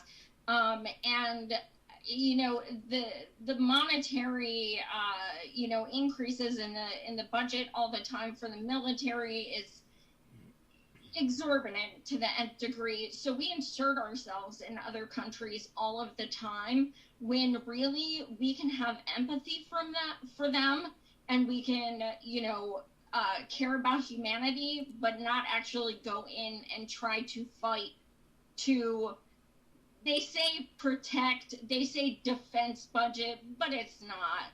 We go into other countries all the time, and they don't want us there. Or we sanction them and we keep supplies out. Right. I'm thinking maybe we could send supplies in that only would benefit people that are, hungry, that need protection, medicine. But I can only imagine that the Taliban, as it comes in, would just burn it in these big public, massive burnings. They would just, right? It's frustrating. It's a frustrating thing. You have to, sometimes I guess you have to be able to just say, look, in order for us to not be imperialists, we can't be superheroes that go around saving the planet. They don't coexist. Maybe we set an example here, and we keep setting an example here and hope that maybe they can take over. But, we always try to send money to fund a coup. Someone always wants to try to overthrow a government, and it's hard to not... when you have the power, when you're Joe Biden, you're the President of the United States, and you're the Senate, or your big war, your big... you're Lockheed Martin, you've got all of this at your disposal. You find a way to use that war machine to answer this problem, which the problem does exist. It is rights for children, rights for women, rights for transgenders, rights for gay people, rights for animals. It goes on and on and on and on. Yeah, absolutely. I would love to see a lot less money going to Israel and more money helping humanity. That would certainly be an improvement. The United States really loves to use words like we're helping, we're saving, we're defending, and it's like, no, you're not. You're not. You're going in there, you're blowing shit up, you're killing civilians. That's what you're doing. Stop trying to put a bow on it. Right. Exactly. Yeah, we put so much money in drones and missiles. We don't have a solution because we spend all of our money on the wrong solution. Maybe if we were looking... And it's also the biggest polluter. Yes, it is. And that is... something interesting is that Biden avoided questions about Afghanistan. He doesn't want to talk about it as they're pulling troops out. The fires that are going on around the world, I don't know where you are in the United States. Are you on the East Coast? I'm in Pennsylvania, yeah. Okay, so did you get any smoke from the fires? I'm not. No, thankfully we are not. Well, I live in Northern California, and I've got smoke outside for the last week, on and off. Last 2 days it was clear, but today it's there's smoke again. I could see the sun turns like this really beautiful, bright orange color. We've got an accelerated, as this report just came out a few days ago. They say it's accelerating so much, the warming of the planet, that nobody saw this coming. But there are people that I listen to, that I watch, that did see this coming, that predicted this. The fires and the increased flooding and storms and everything that we're going to have. When they say that the Dixie Fire right now in Northern California is the second largest fire in the history of the state of California, it probably will be, it might overtake the one that was 1.2 million acres. Dixie Fire is at 500,000 right now, I believe. It's been burning for a month. They've only got it 20% contained, and that can change, and it can set off other fires and become a complex. I had made the comment earlier before you came in that we're so distracted by arguing over masks right now, and I am a vaxxed masker. I am a science guy, you know. I talk about it all the time on my show. I feel like society is so focused on masks and, their poor children are going to have to wear a mask at school, that we're not looking at what's going on with climate. And there's so many other things. What's going on with Afghanistan is something that, we need to talk about, But what's going on with climate is something that is going to eventually affect all of us, and it's affecting me. I've been evacuated from here 3 times in the last 10 years. I've been evacuated from my home because of forest fires. What do you think we can do for awareness to so much other? Because Medicare for All is number one. In my opinion, it needs, while we have a government, we need to try to get it. It's number one priority. Number two, if we don't have a planet, Medicare for All is not going to do anything for us. So number two has got to be, hey, look at what the sun is doing in the carbon dioxide, and we cannot lower the carbon dioxide. We can't, because it's protecting us. I don't know if you know about this, but our own pollution is shielding us, and it's keeping us at a certain temperature.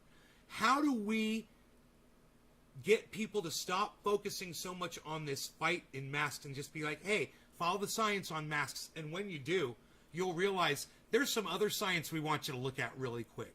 It's the climate. How do we get their attention? What's your solution to that one? It's so difficult. I had the wonderful Peter Kalmus on my show. He's a climate scientist, and he did a really incredible breakdown, which scared the living shit out of me, fairly. And he focused so much on climate refugees, and I don't think people comprehend just how much we are going to be seeing climate refugees, but more and more food deserts, things like that. I think sharing things like that is what I personally have seen wake people up more. The downside to climate is, okay, so the infrastructure bill, so you're talking about, yes, there will be better transit, things like this, but what is not in the 2,700-page infrastructure bill, I'm sure they didn't slip in shit, like they always do. They make it like a bajillion pages, and then they just throw other garbage in there because they know no one's going to read it. What it does not say is anything for a federal job guarantee, which is absolutely necessary if you want things to be implemented in, it gives 5 years. There is literally no feasible way in the entire universe that you can build thousands of bridges and roads and everything without a federal job guarantee. That means millions of jobs would be created. They would have Medicare for all. They would have minimum $15 an hour. They would have benefits. They would have full paid training. They would have transition from jobs they're in now.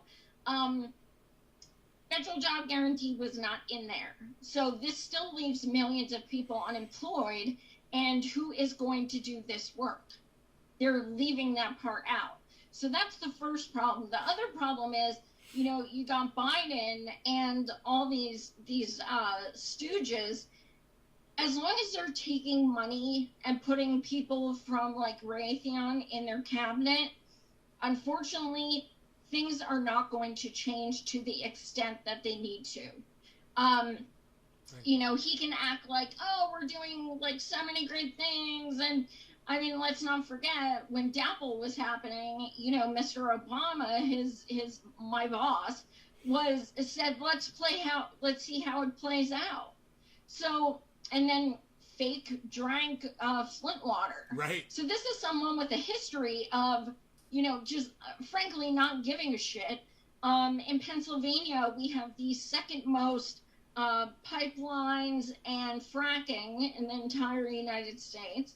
And, you know, so the fact that Biden has these people and he's not saying no to fossil fuels and he's working with people, you know, from Raytheon and all these companies, the fact is he can try and push whatever bill he wants. It is still incrementalism. Yes, but it's burning so bad now. At some point, right, they're gonna have to just say, we gotta do something, right? When their kids' home, their vacation home in Tahoe is on fire, and they see their own kids, you know, on the news standing out in front of ashes. At some point, right? And at that point, when that happens, it's going to be too late, because it's already too late, you know, and that's what's so sad about this. It would just be like, it'd be so cool if we were moving in the right direction, just trying. It'd be so cool if we were just moving in the right direction. I'd feel so much better about being a human being if we were just able. I remember I was listening to, somebody was talking about changes that they made in the 30s and the 40s when we were coming back from the Depression. And everybody voted, and everybody got behind it, and they had all of these social programs. We were talking about socialism. And they had all these social programs that pulled America up and saved it, turned it around from the Depression. And back then, people all got on the same page to save themselves. We can't even get people to save their own children by making their little kids wear a piece of paper with strings around their ears. We're in so much trouble. What are we going to do? You know, we are in trouble, and I cannot help but wonder if the internet does not play a part in so much of this, because, I mean, our media is garbage. We all know this. Like, it's owned by 6 corporations. It's garbage. But before you had the interwebs and, you know, all of this, you know, monumental vehicle of just so much misinformation, it was, I think it really changes things. And, you know, I'm not sure things would have been the same if in 1930 they had social media. Like, I think that is seriously dumbed down, like all of us, in so many ways. Yes, it has. Social media is definitely an issue. And, you know, it would seem that social media is silencing the most important voices of our time while lifting up and boosting the mainstream media voices on YouTube. There are other alternatives to YouTube. And I got to tell you, I've seen some of them, and it's vulgar. When I go to like a free speech platform, we got to fix YouTube. You know, we got to fix YouTube. And it would be nice because YouTube is the place where, and when you're on Twitter and you want to watch a video and you click on it, you don't want to watch it on crappy Twitter. It never plays the video back good. You click on watch on YouTube, right? You go over to YouTube, you watch it on your YouTube app, you watch it on your computer. At YouTube, they got all the right options. Everything's right. There's a group of people that work for YouTube. They're called engineers.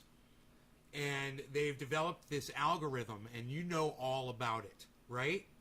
Because you're a podcaster.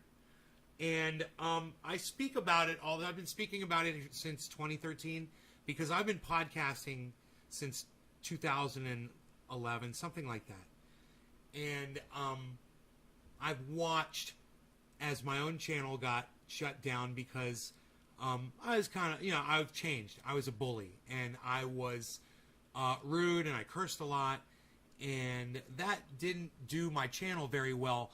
And the algorithm was already being programmed at that time. When it was Alex Jones, you're familiar with Alex Jones and, the whole Infowars.com.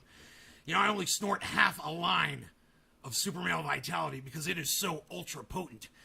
Whenever I'm in the bathroom chopping that up, my wife comes in and she goes, "What are you doing in there, honey?" I said, "I'm renovating, and I will only snort the second half of a line of super ultra potent male vitality within 4 or 5 seconds, 3.5 seconds usually. And then I'm renovating. I'm renovating all afternoon." Alex Jones got shut down, and you're gonna see the growth. I applauded it. I said, Alex Jones said that what was going on with the school shooting, which I can't mention on my YouTube channel because of the algorithm, was horrible. What he did, what he said, and it was wrong. It was misinformation, and he was being sued by people for what he said. And I said, that kind of misinformation needs to be taken down. And then I heard Jimmy Dore say, after Jimmy Dore spat on Alex Jones, right? He did. You're aware of this? That Jimmy Dore... No, okay. I didn't. I knew about Alex Jones, but I didn't know about Jimmy. Jimmy Dore spit his tea out on Alex Jones at the TYT set during something con, Politicon. So, it's all on, you can watch it all on YouTube. It's all on there. It's freaking great. Alex, the person who changed my mind about Alex Jones was the man who spat on him when he defended Alex Jones and said, when you take people down like Alex Jones, you start going down a very slippery slope. And he says, I understand that what Alex Jones said affected people whose children were killed in a school shooting. And he says, I understand that. He says, but they're not going to stop with Alex Jones. Then it's going to be Ben Shapiro. Then it's going to be Candace Owens. Then it's going to be Steven Crowder. And then, it's going to be Graham Elwood. It's going to be Lee Camp. It's going to be Ronnie Placone. It's going to be this guy who they got me a long time ago. I've been warning everybody, it's going to be David Pakman. It's going to be Rising, Crystal and Kyle. And it's going to be you. And it's going to be Tim Black. And it's going to be everybody.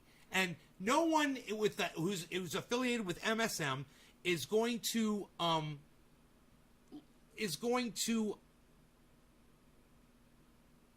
say a word about it. They're going to let it happen, and they're not. And there is an old proverb or something, and I think it starts out first. They came for the Jews. I think that's how it starts out. And at the very end, the very last thing they said is and then they came for you, and there was no one left to speak out against you. But it goes through a whole bunch. First they came for the Jews, then they came for the socialists, then they came for the communists, and then they came for you. And I think that's the way it goes. It's something like that. But it speaks to the way we have no defenders on YouTube. The real big people, anybody that could actually do something, they're not speaking out for us. And we're slowly watching each person get taken out, and it's incremental. What they're doing is, okay, Graham Elwood, no more super chats. Ron Placone, his live streams don't get shown to his audience anymore. And let me tell you what happened. Ronnie was live yesterday, I had him on the show yesterday. He was live 2 days ago. And I was excited because I was promoting that he was coming on my show. And I said, oh, Ron, I saw this on my phone. Ron Placone's live. I was all excited. I went to my YouTube page. I went to my Splash page. Ron Placone didn't show up. So I start scrolling through. Ron Placone didn't show up. I look on the left. Ron's not there. So I go to the search and I type in Ron Placone. His channel pops up. I click on his channel. Bing, red, everything. Ron Placone's live. So they're hiding Ronnie from his audience. You know, they do all of these crazy things to silence us. And Jimmy Dore doesn't even understand how many people aren't getting to hear what he's saying because they're doing the same thing to him. It's just that he's bringing in so many. They can't keep up with all the people. And I love it. Keep doing it. You know, you got to fight the machine. But I want you to know they're doing it to you. They're doing it to me.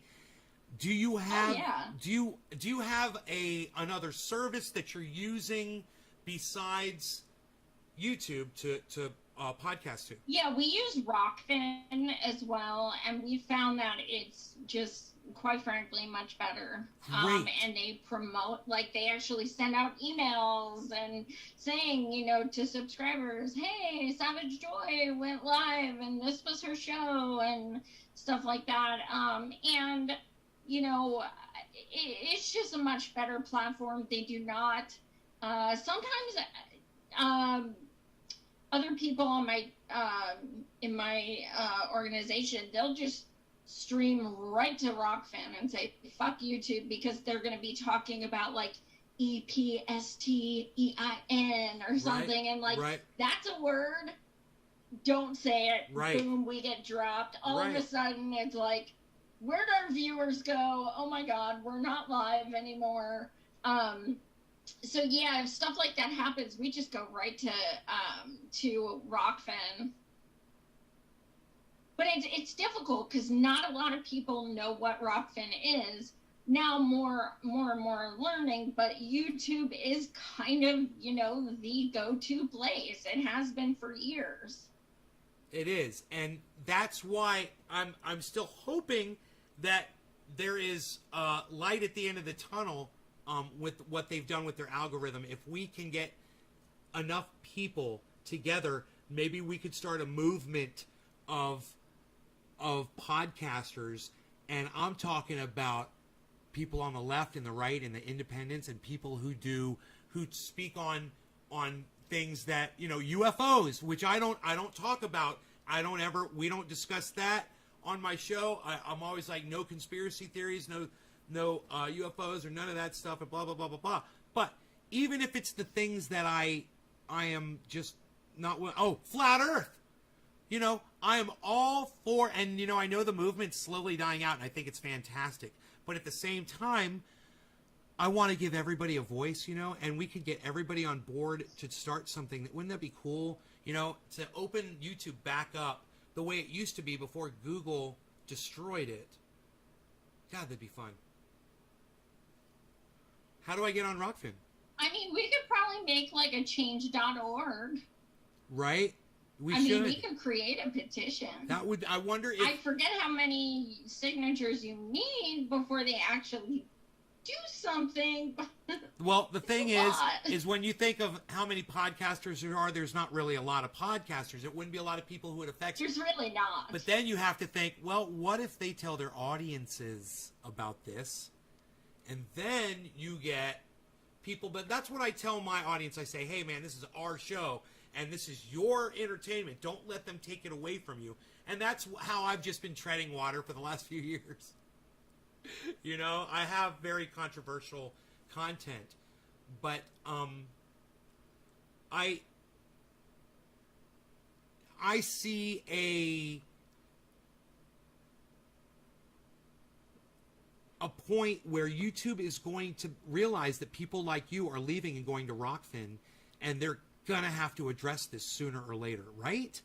Or is it just going to become 1984 type, you know, Big Brother control where it just becomes like television? I don't know. See, I think like they have enough like makeup tutorials and like cooking stuff and like stuff to keep going. Yeah, auto mechanics. I don't know that it would be. You're right. I use YouTube all the time to educate myself on so many things. I don't know. Yeah. It's definitely daunting though when you're like, I'm saying absolutely nothing harmful. I'm saying nothing violent, threatening, like anything. I'm literally just dropping F-bombs, but it's like it just triggers that algorithm and they're like, no, dropping that. Oh, and you know what it's been doing lately? What? PELOSIE. Right? I'm not kidding. That's you. another word that you can't talk Just about. That fucking word. That's crazy. So let me ask you this: are you monetized on YouTube? Are you monetized? No. Well, I mean, when I go live on the Roar Media, which I usually don't. I usually just do my own show and have a Patreon. So no, I'm personally not. Okay. Is that by choice? Is it because you have to have a certain amount of viewers, and then once you get enough viewers, they'll allow you to be monetized? I don't know. Like I got a Patreon like a few months ago. I never did it for years. I just felt like I'm an activist. I'm just doing it because I like to do it. And if I make money at it, I don't want it to become a job, like that kind of thing. So, but now I just have a Patreon and it pays for my Zoom subscription. So that's, I don't really pimp it, to be honest with you. I mean, I'm very appreciative. But it's certain, I don't know. I've just never looked into monetizing, to be honest. Right. So have you, one of the audience members just said Jackson Hinkle just went live. Have you engaged with Jackson Hinkle at all? He what? Have you, one of the viewers just said that Jackson Hinkle just went live on his podcast. Oh. And I was wondering if that's somebody that you're familiar with. Have you checked out his show? Oh yeah, I've been on it. Yeah, and I was a speaker at the Force the Vote protest, which he organized. Yes. So yeah, we met. Yeah. He's I think he's fantastic. We watch him all the time on this show. I bring up his podcast, and I just think he's one of the. And I speak of you the same way I speak of him. I say that you guys are the people that are making the most sense, and that everyone should be following you guys and listening to you guys. Thank you. When I listen to you, and I agree with. Well, he has called me his hero, so. So you're the hero of my hero, then. It doesn't get any better. He literally, I don't know if it was in jest, but when he introduced me at the Force the Vote protest, he said, "My hero." And he said it very, very sweetly. Sincerely. No, he meant it because so. You're my hero, too, and I'm going to tell you why. Because you've inspired me ever since I've been following you on Twitter, and then I realized that you were podcasting. I started listening to your podcast. You've inspired me personally, and I told my audience when we were starting, I said, even before, I said, I hope that you guys let her inspire you like she's inspired me. Because I truly feel that way about Thank you so much. Yes, That's absolutely. so sweet. Absolutely. Thank you. Mm-hmm. I love inadvertently doing things.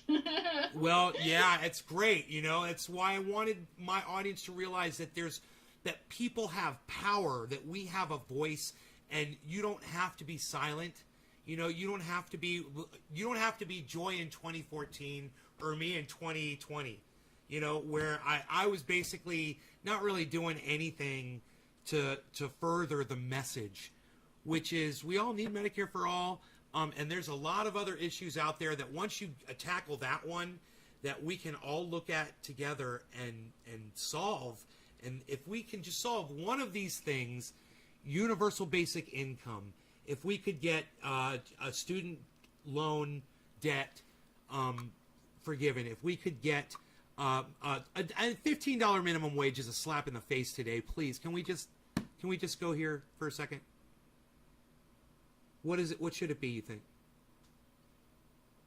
Well, technically, it should be $23.50. Wow. Technically. Wow. If it went with inflation. So the day of our marches on July 24th, that was the 12-year anniversary of when the minimum wage was upped to $7.25. So 12 years later, it is still $7.25. It is $7.25 in Pennsylvania, where I am, and many other states. And unfortunately, you know, yes, some states are like, okay, 12, some are 15, but the thing is, that is beyond incrementalism, because if it's been 12 years at $7.25, asking 15 now, what does that give us, like 10? And then in 10 years, we got to ask for 12. And then what? It's too incremental. Let's go in. Let's say fucking $23.50, which is what it should be. Period. Like, stop settling. Stop. Like, we need to stop asking and just demand. Like, when you see other countries, like France or something like that, they literally just protest the streets by hundreds of thousands. And it'll be at the spur of the moment. They'll just call up their neighbors and be like, yo, let's get in the street. So-and-so pissed me off. And next thing you know, the streets are flooded. This one dude in France, I forget what position he was, but they legit freaking put bricks and cement, and they fucking cemented his ass in his office. They literally wouldn't let him out until he agreed to talk to him. They just boarded it up with fucking bricks and cement. Like, other countries are badass. They understand. They're like, you do what we say, we elected you, we're your constituents, or we're just going to stand here until you do. Americans are very, well, they only have so much power, and, you know, they're trying, they care, you know. No, fuck that shit. Tell poor people these excuses. Tell people living on the street these excuses. You think they give a fuck? No, they're hurting. They need help. Period. Tell kids in cages that, oh, cool, we have a blue guy in the White House now. Do you think they give a fuck? No, because they're still in fucking cages. Like, we need to start demanding. Which issue do you believe would be the easiest one to obtain? Medicare for all is not it, I'm sure. Of everything that we want, what I would look at this as you know, as from a financial standpoint and say, what's the cheapest thing that we're asking for that you think we get? I know incrementalism sometimes isn't the way to go, but I mean, if we're going to try to push for one simple thing, can you name what that might be? The cheapest? I mean, to me, Medicare for all is everything. But you mean something more like simple per se? Well, Medicare for all saves us money, so I mean that does make sense. That is the issue. It is the cheapest. If it's going to save us money overall, which it does, and it's been proven by trillions, right? Yeah. It's some crazy by the amount. Koch brothers, nonetheless. Right. So then that's it. Then that's the issue, and it's the easiest because it's going to save us money, and we're literally just speaking to a brick wall. To use the reference from the gentleman you just brought up, we're literally just speaking to a brick wall. If we're saying, hey, this is going to save you money, this is why. Because it's the people in those insurance companies that won't let this happen. The ones who stand to lose. Yeah. Why can't we just reassign them in this industry somehow to do something other than insurance? You know, maybe they can be the people who process the paperwork for the government, you know, or something. I don't know. Pay them more money for it. I mean, before I started going blind, I worked in insurance for over 10 years. That's what I did. I processed claims. I did appeals and grievances. I did pre-authorizations, things like that. There is still plenty to do. even if we got Medicare for all, because things still need to be added to your file, things still need to be processed. This transition of going to Medicare for all is not going to be overnight. There's going to be paperwork needed to be sent out. There's going to be call centers needing, I mean, it's not, people act like all the jobs will go away. No, what's going to go away is the VPs making $5 million a year. That's what's going to go away. It's not going to lose jobs. That's where people get confused. So, I mean, Medicare for all, literally, would it help homelessness? Absolutely. Help the environment? Absolutely. Help, people for their rent? Absolutely. Like, it literally is intrinsic to everything. So, that is certainly the goal. But yeah, I mean, like you said, it would save money. It's just these fuckers, taking the bribes who have been elected. And then you got, someone like AOC who didn't take big money, but she gave over $100,000 to shitlib Dems stooges who are elected who don't support Medicare for all. Right. So what the fuck's the difference? You're still giving money to people who are not furthering the cause you said you supported. So as long as first of all, why the hell can an elected rep give other elected reps money? I don't understand how that's legal. But in any case, as long as people can still do shit like this, I don't have much hope, you don't see an end to it. And I understand that, because that's why I'm always telling my audience we need to take the money out of politics. And then we laugh about it kind of, because we know that's not going to happen. The people in charge of taking the money out of politics are the ones that get the money in politics. It's never going to happen. I have if it all collapses, I have a solution. I live off grid. So it doesn't help with people with medical problems, but you start with what Ron PLACONE is talking about with local communities getting together and helping each other, farmers that are local, with entertainers and doctors and people who are carpenters and build homes, or auto mechanics, you name it. You've got all of that in a community, and there's some people in a community that have chickens, cows, or they raise livestock, or they have gardens, or like me, I grow a lot of cannabis and a lot of vegetables. Certain times of the year, I'm able to supply people with a lot of food. And I do that, and my neighbors do too. And I get eggs from my neighbor across the street, and I give them giant zucchinis and things. But I know that's not the solution for talking to the government. But after what happened with COVID, and the way everything looked like it was going to collapse, we didn't know. When COVID hit, we didn't know what was going on. Donald Trump was president of the United States. Anything could have happened, and it was just a big crapshoot. We were all kind of sitting hopelessly, helplessly waiting to see. Was the government going to keep it together? Was it going to fall apart? Was the power going to go out everywhere, It's still a possibility. And something like that, and it doesn't have to be COVID, but it could very well be the next variant that comes out that we don't even have a Greek letter thought up of yet for, But it could very well be something that goes Ebola on us. And whether it's that, or whether it's fires that we no longer put out, or mass migrations, or flooding, which we're going to have a lot more flooding. My plan is to, what I've done right now, and I've moved 3,000 feet up. I'm on a mountain. I've got a well. I'm totally off grid, meaning my energy comes from 96 solar panels.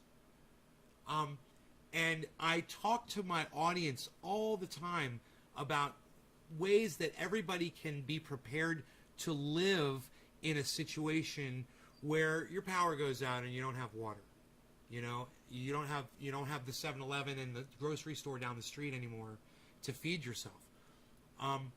It doesn't take a lot. Like, I spent a few $100s on rice, and I put it in storage. I've got it here in the house in a basement, locked up, and it's a great, easy thing you can store up. You know, rice is easy, and it'll you can eat it for breakfast, lunch, and dinner, and you can store it. And I have my own greenhouse, so even when it's snowing, the weather's bad, I'm able to still produce vegetables and things like that. That sort of living is obtainable for a lot of people, and they don't even look at it because it seems so uncomfortable and unlike anything they've ever experienced. Have you ever gone camping? Done anything out in the woods or anything like that? Have I what? Have you ever gone camping in a tent? Oh, yeah. So do you enjoy it? Do you enjoy when you're out in the woods and you're you know, just by a lake or a river or whatever? Did you enjoy it? I love it. Yeah, absolutely. That's what my life is like every day. I love it. I love living off grid, and I do miss driving my car in traffic even. I miss being around people. I miss going to bars and clubs, and I'm a musician. I miss playing, you know, in a band, and going to restaurants is a thing I really miss a lot of. I miss restaurants. You know, I used to love going out to eat, but I've lost a lot of weight because I'm not eating at restaurants anymore. But there's so many other things that society offers that people aren't willing to just let go of or even think about letting go of. And I challenge you to challenge your audience at some point to talk about off-grid living and to just say, hey, you know, let's say Medicare for All doesn't go through and they just get worse and worse and worse and nothing gets better. There's this off-grid solution that I want to talk to you all about, you know, and it's just something that you can get them pointed in that direction at least. I've been trying to do that with my audience for years, and some of them have come back and said, I'm totally off-grid now, thank you, you know, we're doing this, we're doing that. I've had audience members send me canned vegetables and sauces, apple sauces, and all kinds of things that they weren't really into as much until they started watching my show. And it's that's amazing. Ron PLACONE talks about it all the time, and he doesn't realize that he's really talking about living without federal government support. So, is that something that you would be interested in or putting any thought into in the future? No, oh my God, yeah. Because, I mean, since I lost 85% of my sight, I can't work. You know what I mean? So my show, my writing, like these, I can do that anywhere. You know what I mean? So yeah, I would totally, I mean, when I go, my friend, she has like 6 acres of land. So I go camping with her quite often. And, you know, I just love it so much. I love just sitting out there for days. I love being by the fire. I love just waking up in a tent and that air, the fresh air. I love just hearing the birds and just being, you know, around nature and no electronics and just, you know, actual... So your friend Jenna said I need to show you my dog, and he wants to go outside, but I had to show him to you before I let him go outside. Aww. So I live on 6 acres, and each one of my neighbors lives on about the same amount of land. Everybody's got their own thing going on out here. I know a guy that he lives in a trailer. He has no water. He has no electricity. He's my neighbor. He's my next door neighbor. And he is so content. And let me tell you about this guy. You should meet him. In fact, I'm going to bring him on the show one day, and we'll have him on, and we'll have you on simultaneously. We'll have a big conversation. He is college-educated, very, very professional, and he looks 4 times crazier than me. His look, he's got like Einstein hair and crazy, just this crazy look. You know, I think he shaves, but it's his hair. He's got like this white crazy hair, and he looks like a crazy guy that lives off grid in the woods on a mountain, and that is exactly what he is. But where his story is intriguing, and he's a wonderful person, and he is living proof that you can live without the basics, without flowing water. I'll tell you where he gets his water from in a second. Without flowing water, without electricity. And I did hear him fire up a generator the other day for a couple of minutes. I was like, aha, he's over there. He's charging up his cell phone. He's doing something. You know, he did fire up a generator. But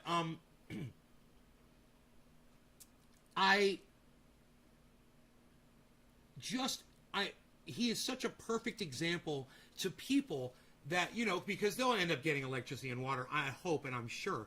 But just as an example of how happy and content a man can be. He lives alone with his dog, and he's just such a happy guy. And he's got no electricity, man. He's got no water. Let me tell you where he gets his water from.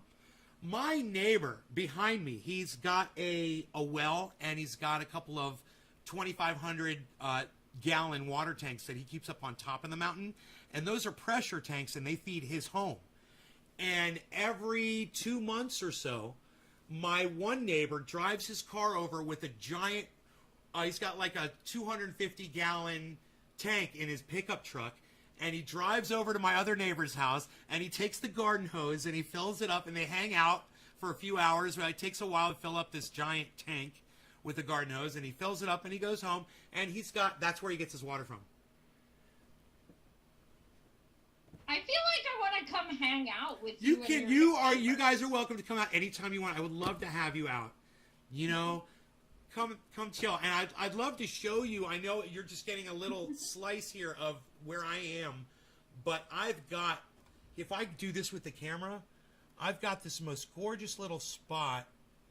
I'll show you. It's right back there. It's a waterfall and a deck. And I know your eyesight's not that good, and I'm not giving you a good image of it. So what I'll do is I'll send you a picture so you'll be able to see it better.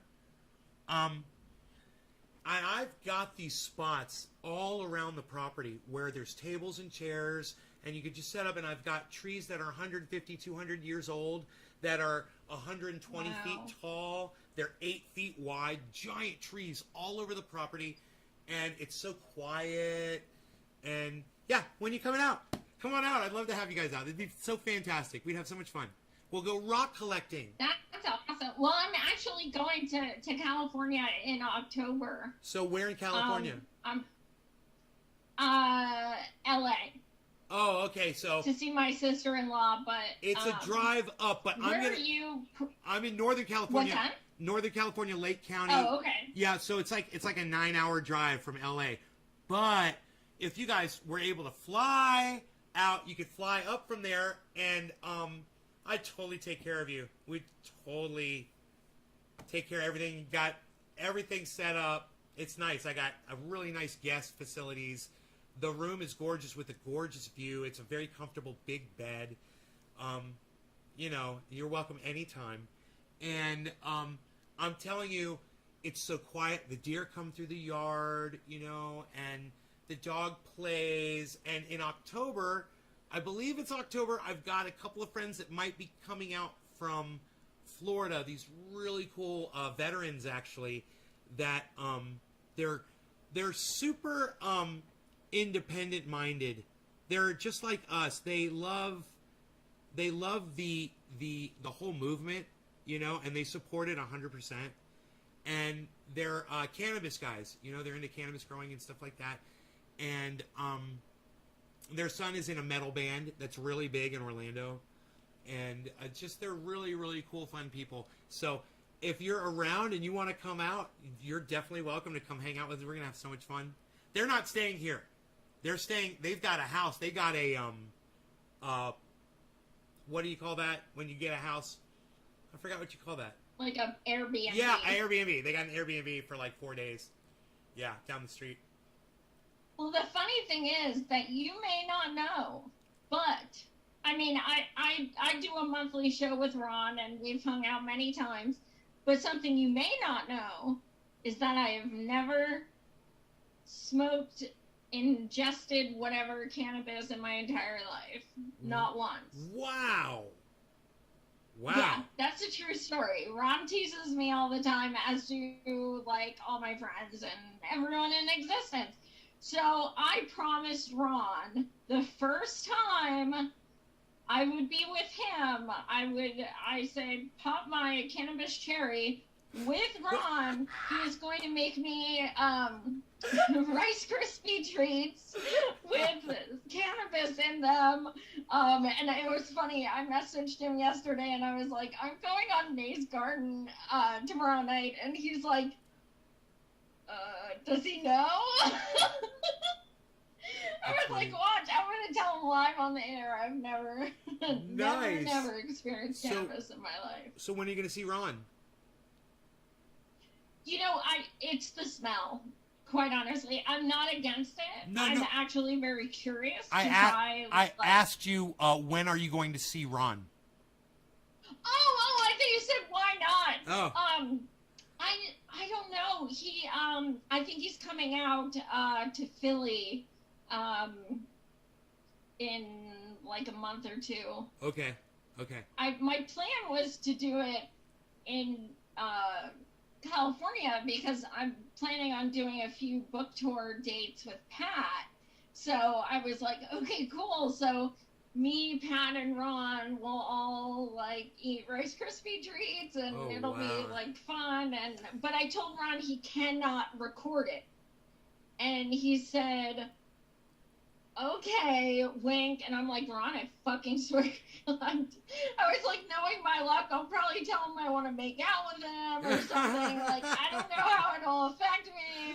So I'm like, oh my God, I don't want this on camera. Don't take the whole Rice Krispie treat at first. Eat a quarter. No, he told me not to. Eat a quarter of it and wait 45 minutes and see how you're feeling, and then go from there.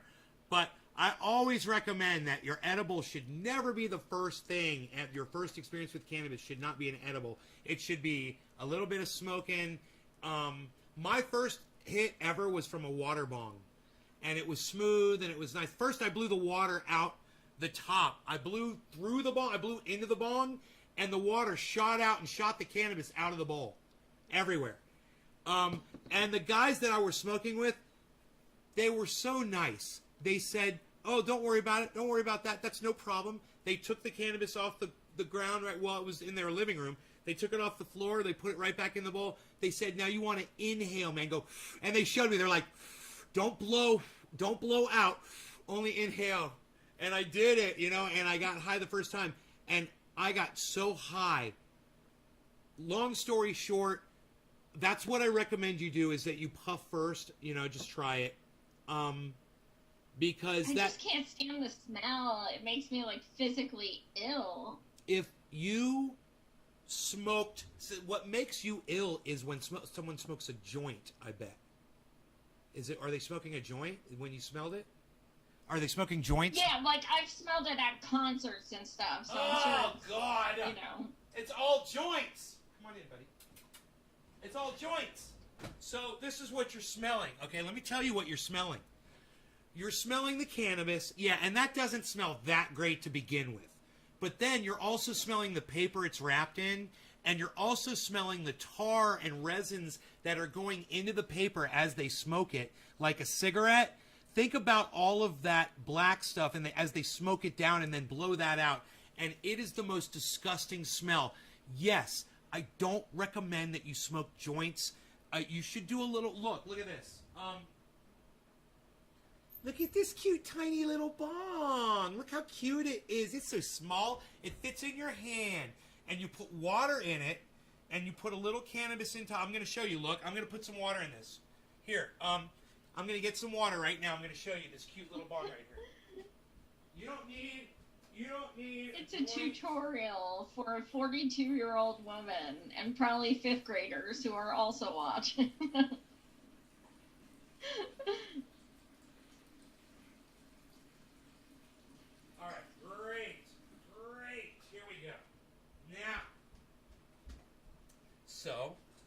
This is like a little $8 bong. I got a whole bunch of these. And if you look in there, you'll see there's water at the bottom. So the water cools and filters the hit and makes it easier on your throat and your lungs. Also, you don't have to put a whole bunch of cannabis in there to smoke it. You could put a tiny little bit in there, and that's what I recommend you do, is just you'll take a bud, a cannabis flower like this, and just take your fingernails and just pinch off about the size of 2 or 3 pieces of rice. That's it. Tiny. A little tiny piece of cannabis flower, right? And now, most of these bongs have what they call them carburetors on the side. It's a hole in the side to release the smoke and release the pressure as you smoke through. Just remember to inhale, and then this is what you do. You just hold the lighter up and keep your finger on the hole and do this.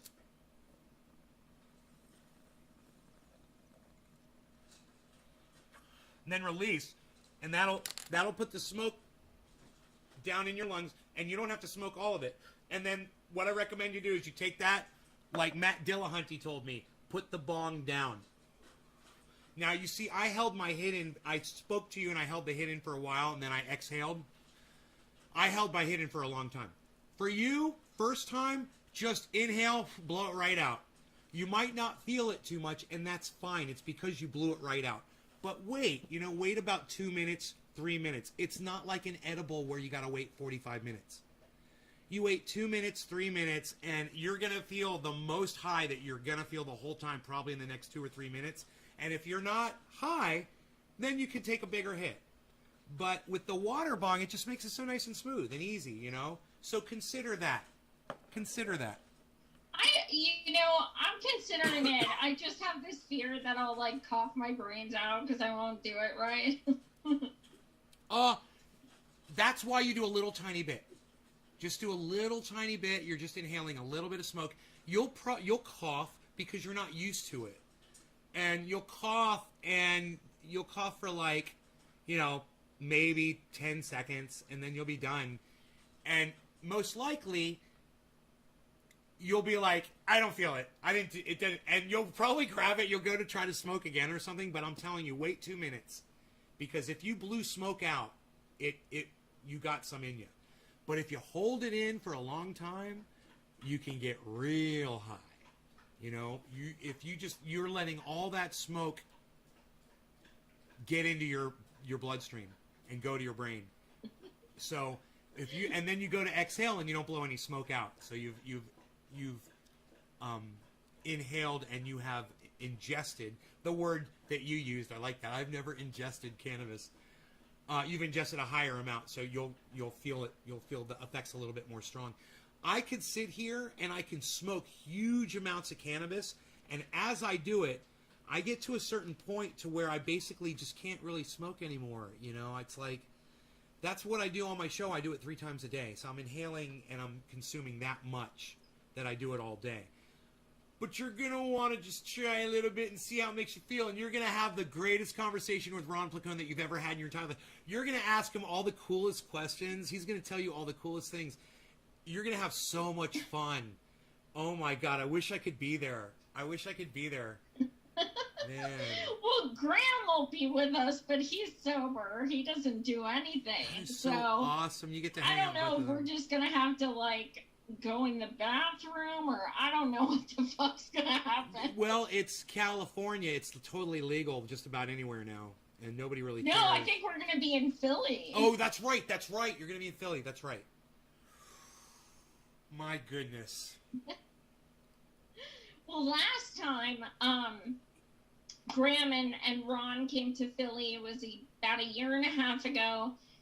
And they asked me to introduce them on stage. And I said, of course. So, I went up and I was like, thanks so much for coming tonight. I'm going to introduce the first act of the night, Ron PLACONE, blah, blah, blah. I say all this shit. I fell off the stage.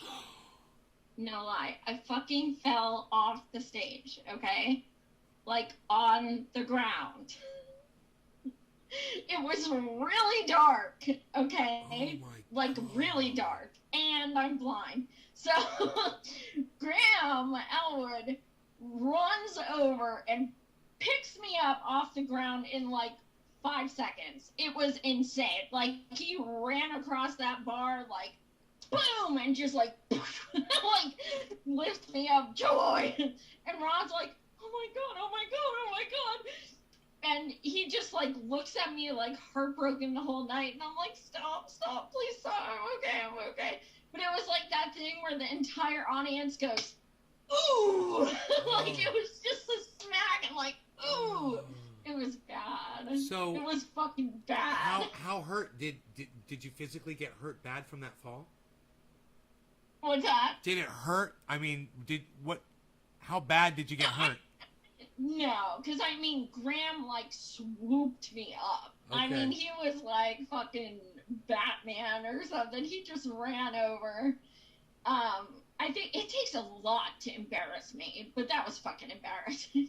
Well, I got to tell you, I told you before I was a musician, and I've sung in bands and played guitar, and I once tripped over a stage monitor on a fairly high stage. It was about a foot off of the ground. How high was the stage that you were on? It was, I'd say maybe 3 feet high. Oh my God! Oh my God! That is a fall. I'm so glad you didn't get hurt. That is a fall. I had bruises on my legs and stuff, but I was just, it was more internal bruising. It was more like, oh my God, how can I enjoy this? And it was already a bad night because Ron was having me check people in. It was a sold out show, so he was like, Joy, do you mind working the door? Okay, cool. Well, this dude comes and he's like, hi, 2 for Ron PLACONE. And I'm like, yeah, I'm with Ron. What's the name? And he's like, Ron PLACONE. And I'm like, no, I'm working with Ron, but what's the name of the tickets? And he goes, Ron PLACONE. And I'm like, no, what's your name? And he's like, Ron PLACONE. I'm his father. And I was like, oh my God, I'm so sorry. And Ron's mom was there too. I was mortified. And then I fell.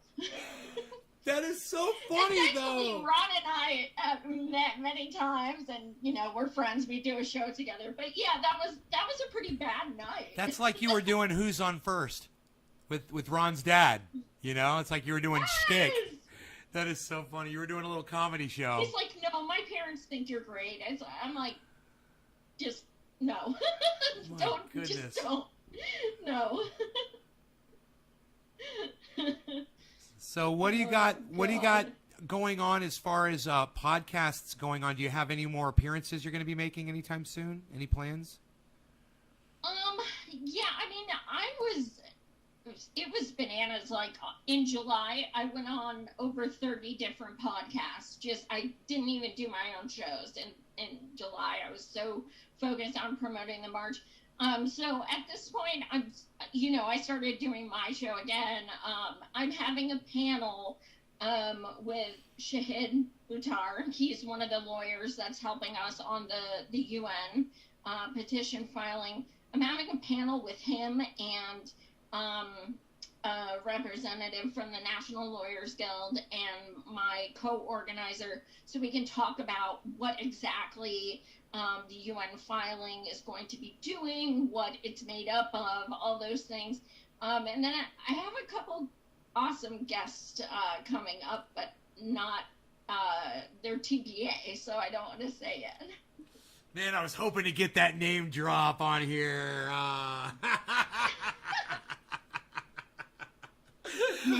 I'm gonna keep it. I feel like one of those late night show hosts where they're trying to get someone to announce that they're running for president of the United States. Oh, you're not gonna announce on my show. Come on. So I want to talk to you now about your book, if you still have time. Yeah. Wait, I think I have it here. Yeah. Yas Queen. Yas Queen. I love it. Yas Queen Chronicles. which I finally got to give to Susan, and she's in it a few times, so I was so excited. Love that. She laughed at the cover, and I was like, that's amazing. But yeah, so basically it's a shit-lib parody book I wrote with Pat Cody, who is Nate Sliver, who is Peter Douche, right. Pat the Burner on Twitter. So we co-wrote this shit-lib parody book. It's got like Nancy Pigosi, Alyssa Shalano, Jennifer Poubin, oh my God, Nira Tantrum, pretty much everyone we love to make fun of. Right. So basically it takes place at a resistance forum, and it's essentially just a bunch of Hillary worshipers who just go and, you know, say everything we've heard them say. Most of it was written by actual tweets we have from people, from shitlibs on Twitter, you know, praising Kamala Biden, you know, a lot of Alyssa Shalano stuff a lot of people didn't know. But yeah, most of it's factual. We just put it in a context where we're making fun of them. How did you... Yeah, I mean, you can see, well, if you go to my Twitter, @SavageJoyMarie1, I have pinned, Nina Turner had Pat and myself on her show to talk about the book because she loved it. So you can see that there. But also you can see more info at savageandpat.com.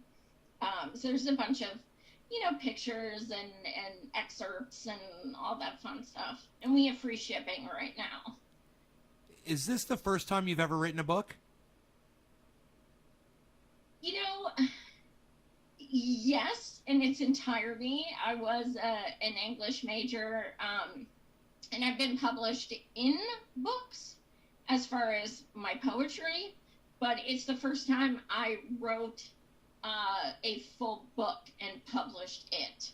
But interestingly enough, I started going blind while we were writing it last year. So it went from like me asking Pat to write it when I had the idea, and then I was kind of like, yeah, so you're kind of gonna have to like type what I would write, but you're gonna have to, and then read it all back to me. So we both wrote everything together. You know, it was definitely a 50-50, but he had to do the physical typing because I had eye surgeries during it, all this stuff. I mean, it was crazy that it even got finished, honestly, after, you know, all we were up against. So that's why it's my baby, and I'm so proud that, like, I got to publish a book when I had no say. Like, it's kind of cool. So,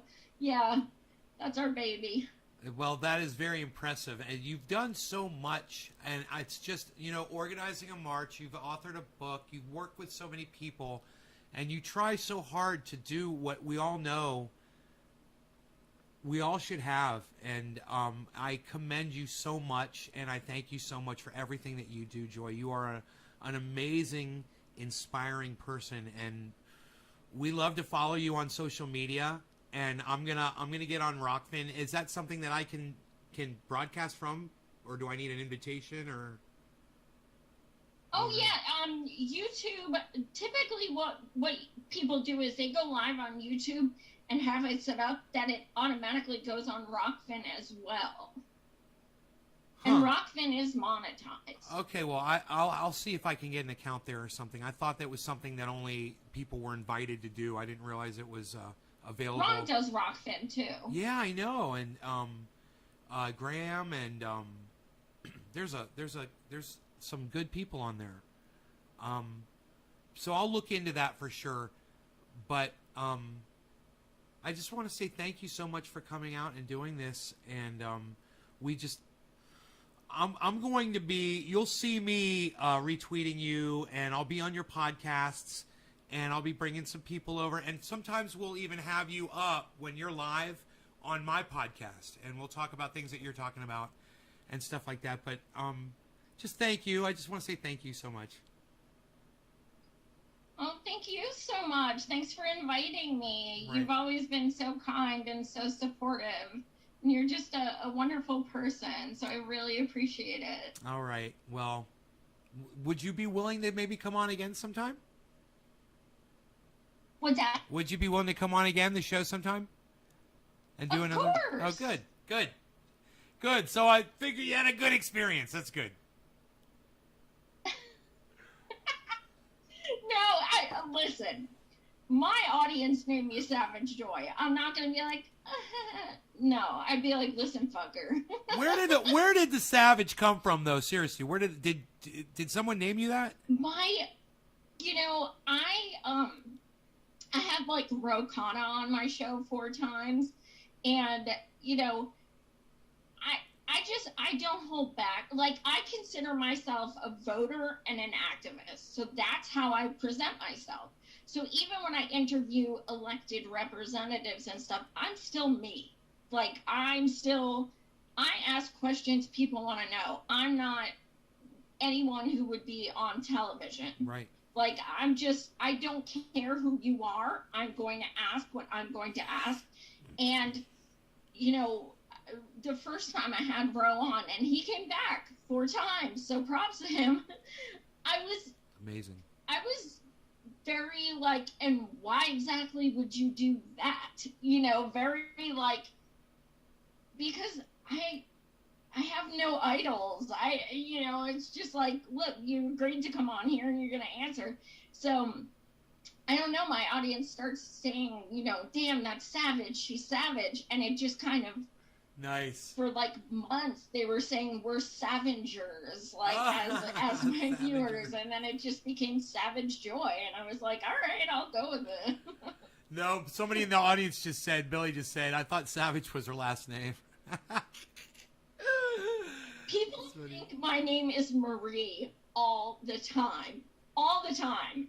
People will be like, Savage Joy, like, is the name, right, and then right. Marie is like my name, and right. I'm like, my name is not Marie, it's Joy. Marie is my middle name. Right. That's what I thought. Good. I was right. I knew it. I always felt like it was. You sure it was were? Joy Marie Mann. Yes. Joy Marie Mann. Okay, cool.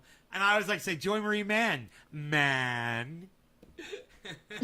Yeah, we were trying to think of like names for my show, and someone said mansplaining, and I thought it was hilarious. That is hilarious. Like, oh my god, I love it. With 2 N's. You don't see it. You're gonna be like, oh god, she's one of those like, everything's sexist. Yeah, right. Really I felt like a girls. super ultra feminist. Yeah. Yeah. I was like, I don't want to go there. No, I don't think. I think it would serve you well. You're right now. Your show is called Roar Media. Roar Media. What is it called? Live. But Roar my Media show Live. is the Unruly Hour. Okay, the Unruly Hour. God, I love it. And hey, if I love something, it's a good sign. I freaking. How long ago did somebody mention that to you? Mansplaining. How long ago was that? Oh god, that was probably 2 years ago. Well, you've had 2 years to think about it. Transparency. That's plenty of time. You didn't like it. Okay. Mann is not my real last name. So that was another reason. But, isn't that your married name? No, it's like totally not my name. Oh! Like, I am sick of trying to get doxxed and stuff like that. So now nice. I am Joy Marie Mann. Oh, I am Joy Marie. All right. Not M-A-N-N, but that's okay. I wish I could have done that, but my social media didn't allow me to do that. So my own social media doxed me. I got doxed by Facebook. Facebook doxed me. I should write a script, and it should be called Facebook Doxed Me. Oh man, that So, have you had a chance to check out the trailer from Ron Placone's new movie yet? Yay! He Yay. texted it to me. I love it. Yeah, I love it too. We watched it, and we're excited for him. So I want to mention, of course, you guys can donate to his movie. Don't forget, it's Left at Wall on GoFundMe. But let's go over one more time your it's not the petition. What is the page again for the petition?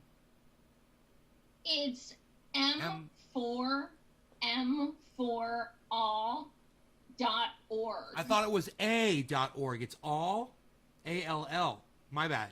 Okay. All. Okay. All. m4all.org, guys. And we are still so heavily in debt from all of our margins. So if anyone wants to throw us a few dollars, we do have a fiscal sponsor. So everything goes through, everything goes through the proper channels and so it's taxed and all of that shit. So it's, the records are public, things like that.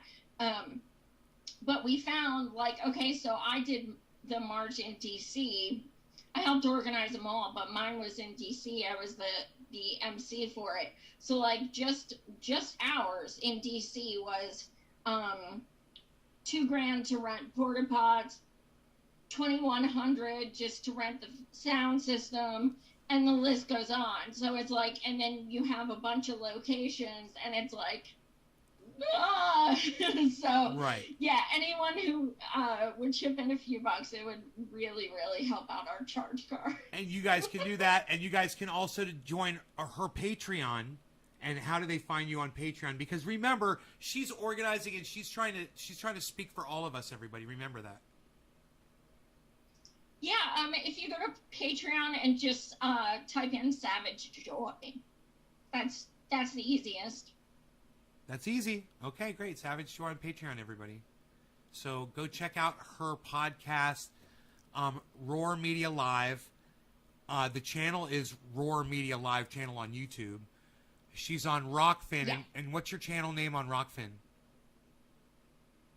It's Roar Media Live as well. I'm trying to make us say that as many times as possible.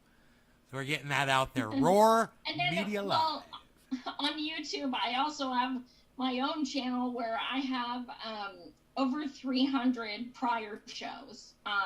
That's just Savage Joy Marie. So you can also see I've interviewed over 300 people between candidates and elected reps and activists and public figures and all that shit. So that's all on there. I didn't know that, and I'm going to go check that out. I had no idea. And I'll try to get a link and I'll tweet interviewed it up. AOC. Check that one out. I will She's check a that gem. out. Oh, yeah, I'll bet. Ugh. I've had some wonderful things to say about her lately.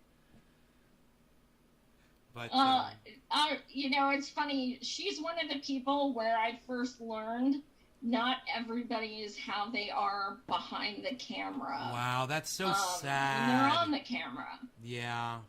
And yeah. I know.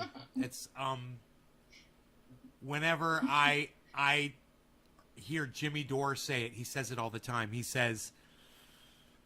like, don't be disappointed. He's like, I guarantee you're going to be disappointed, though, when you meet your heroes. He's like, anytime. He's like, it's going to happen.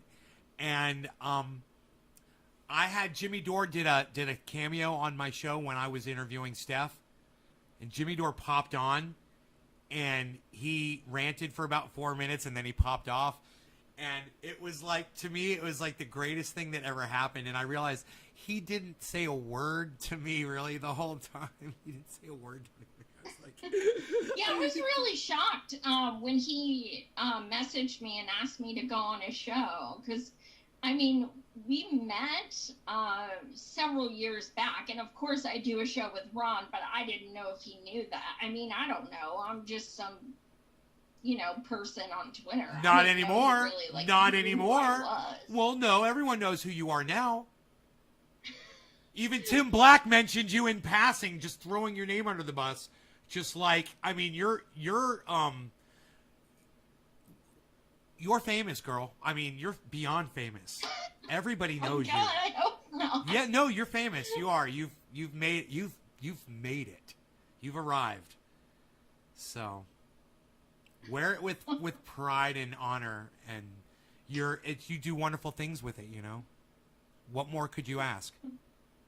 Don't ever run for political office, please. You'll ruin it all. Never. Yay! Never. That's what makes you Hell perfect. no. That's what makes you perfect.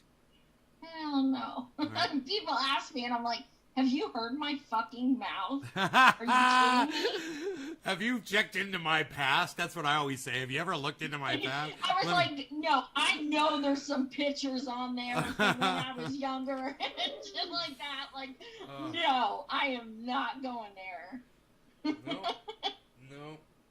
No. Oh, the stories they could tell about us, though, right?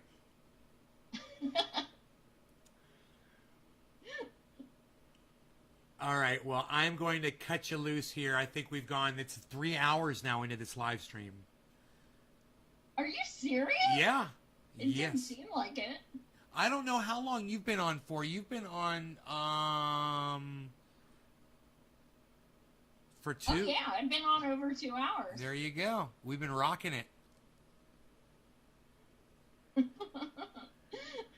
Well, thank you so much again for having me. I really appreciate it. Absolutely, and I will see you on your podcast here real soon. I'm looking forward to you going live. I can't wait to see you. I love your show already. Awesome. Yeah. Thank you so much. You're welcome. Much love. All right, take care, honey. All right, so that was Savage Joy Marie, blind, 80% blind, but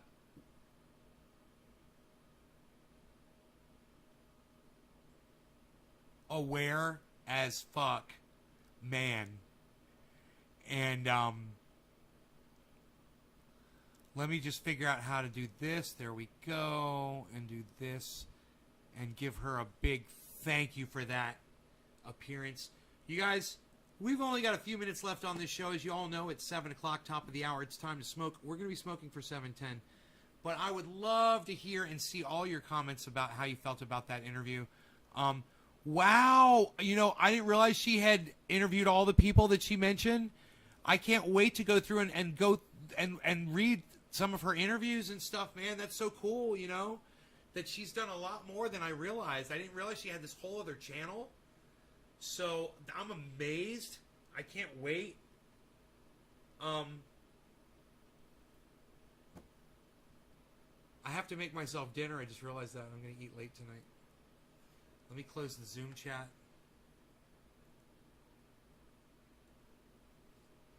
0 frames dropped, everybody. 0 frames dropped on that interview.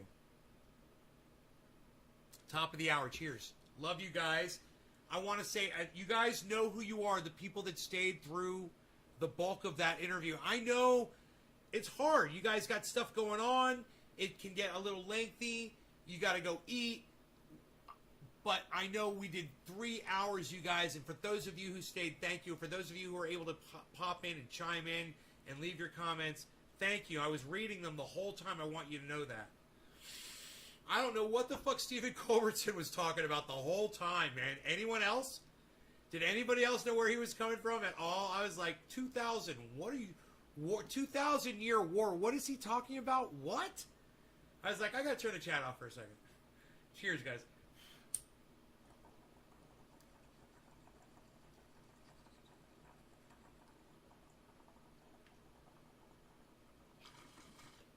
It's beat.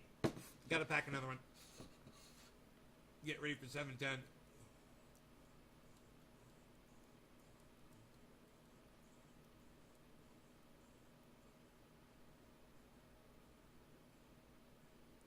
Jenna, thank you. Thank you for being so supportive, Jenna.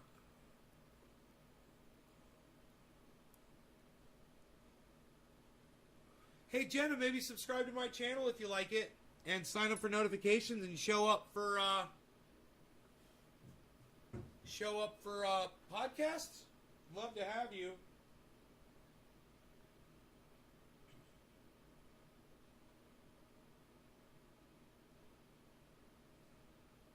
Wow, man, she is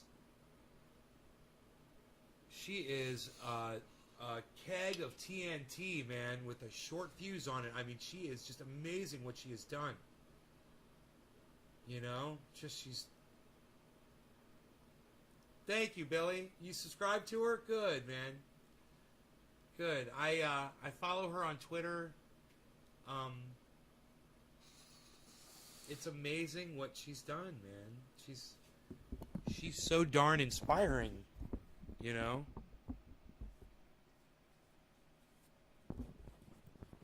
Just so inspiring. Just makes you realize that we all have voices, man. And, you know, if you just apply yourself, you know, you can interview senators. You know, she interviewed senators on her show, guys.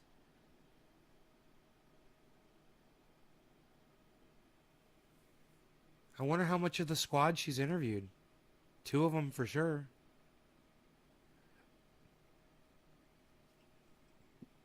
Nice, Jenna.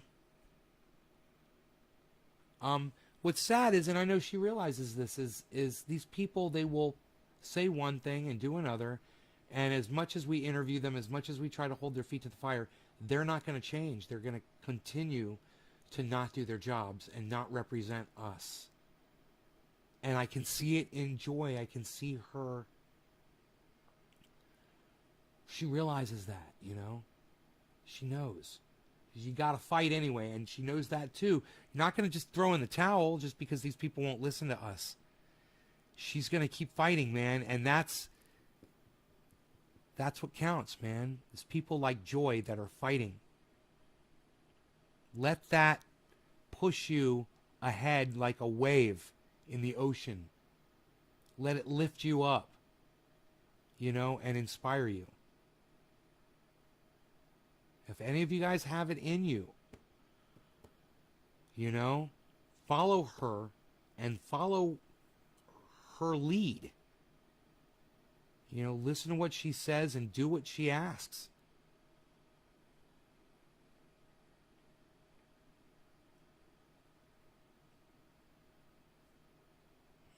Billy, are you being self-deprecating?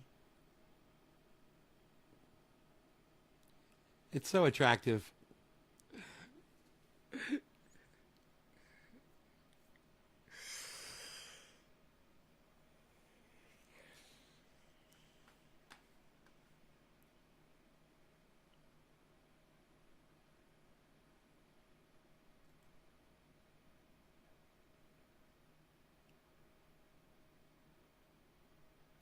Wow, Cult of Dusty is live right now with 692 people watching. We missed the dance. We missed him dancing. Thumbs up. Thumbs up 410. This is what our country's become. He's talking about what we talked about the other day.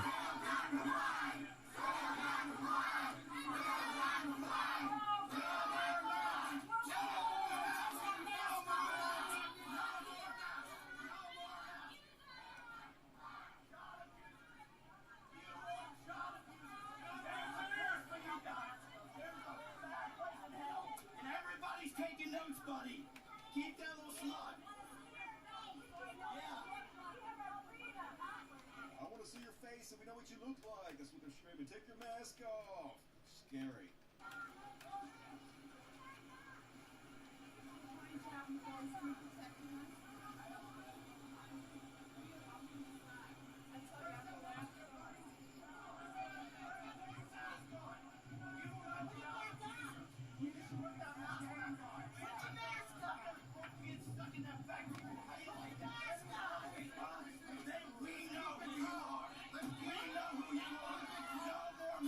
This is the video I didn't want to show you guys last night. What's up, Greek? Acting like the pink shirt guy, like he's the voice of reason. Keep it calm, but even he's gonna tell the guy, we know shit out of him, even though he's pretending to be the voice of reason. These guys' side. They're on our side. No, they're not. They're not on our side. The police are on our side. The police are on our side. Please calm down. Calm down. We know who you are. We know who you are. You can leave freely, but we will find you, and we know who you are. You can leave freely, but we will find you. We know who you are. You will never be allowed. I know who you are. You will never be allowed to be in public again. He took a picture of the guy. He took a picture of him with his cell phone when he was saying, "We know who you are." He's like, "Oh, you're threatening me? Let me get this on video." Pulled up his cell phone. The guy in the car.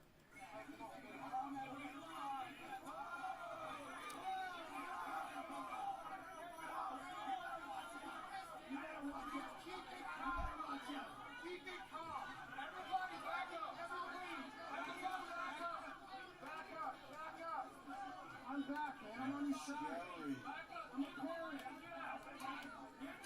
Wait, watch out. Watch out. Peace. Easy. Like, if the cops weren't there, they would literally kill these people. They would lynch them in the street. Trumpism has just changed everything. It has made these moonbats... Arn Ra, you're talking about Arn Ra. ...coming out of the woodwork and just being crazy as shit in public. With no repercussions whatsoever. Hey, Kevin.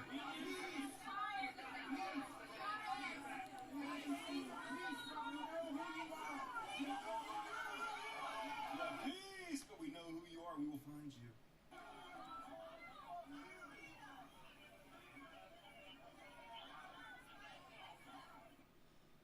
Screaming at experts trying to save their lives, folks. We are fucking doomed in this country now. Just, it's too far gone, I think. Oh, they deleted that. What? What was that? Fuck. Oh, yeah. 4 Broward County, Florida educators died from COVID-19 in 24 hours, so that's great. I don't know why they deleted that, though. And, then the governor of Alabama, who's a fucking idiot, who's feckless, who's done very little to curb COVID-19, is actually trying to do a little bit of good, going out there telling people, get vaccinated. It's serious. Like, 8 states are responsible now for 51% of the COVID cases. So maybe we want to take this seriously. And his own... I'm going to leave you guys a link. I'll be over here until Ghost Ninja SD goes live. For simply saying that I love you guys. Thanks so much for tuning in. I hope you enjoyed this interview. Happy 710, everybody. And like I said, I'm going to be over there at Cult of Dusty watching this for a little bit. I got to eat dinner. But you guys take care. I hope you enjoyed the 3-hour show. Make sure you subscribe to Joy. Follow her on Twitter. Savage Joy Marie. You'll find her. It says blind AF. Oh, blind. 80% blind, but aware AF. Aware as fuck, I believe. You're welcome, Nick. I hope you enjoyed it, man. You guys take care. Bye now. Love y'all. Big shout out and a thank you to Savage Joy Marie, man. Thank you so much, Joy. Thank you so much. Thank you, thank you, thank you. You are an inspiration to all of us. Thank you. You guys take care. Bye-bye.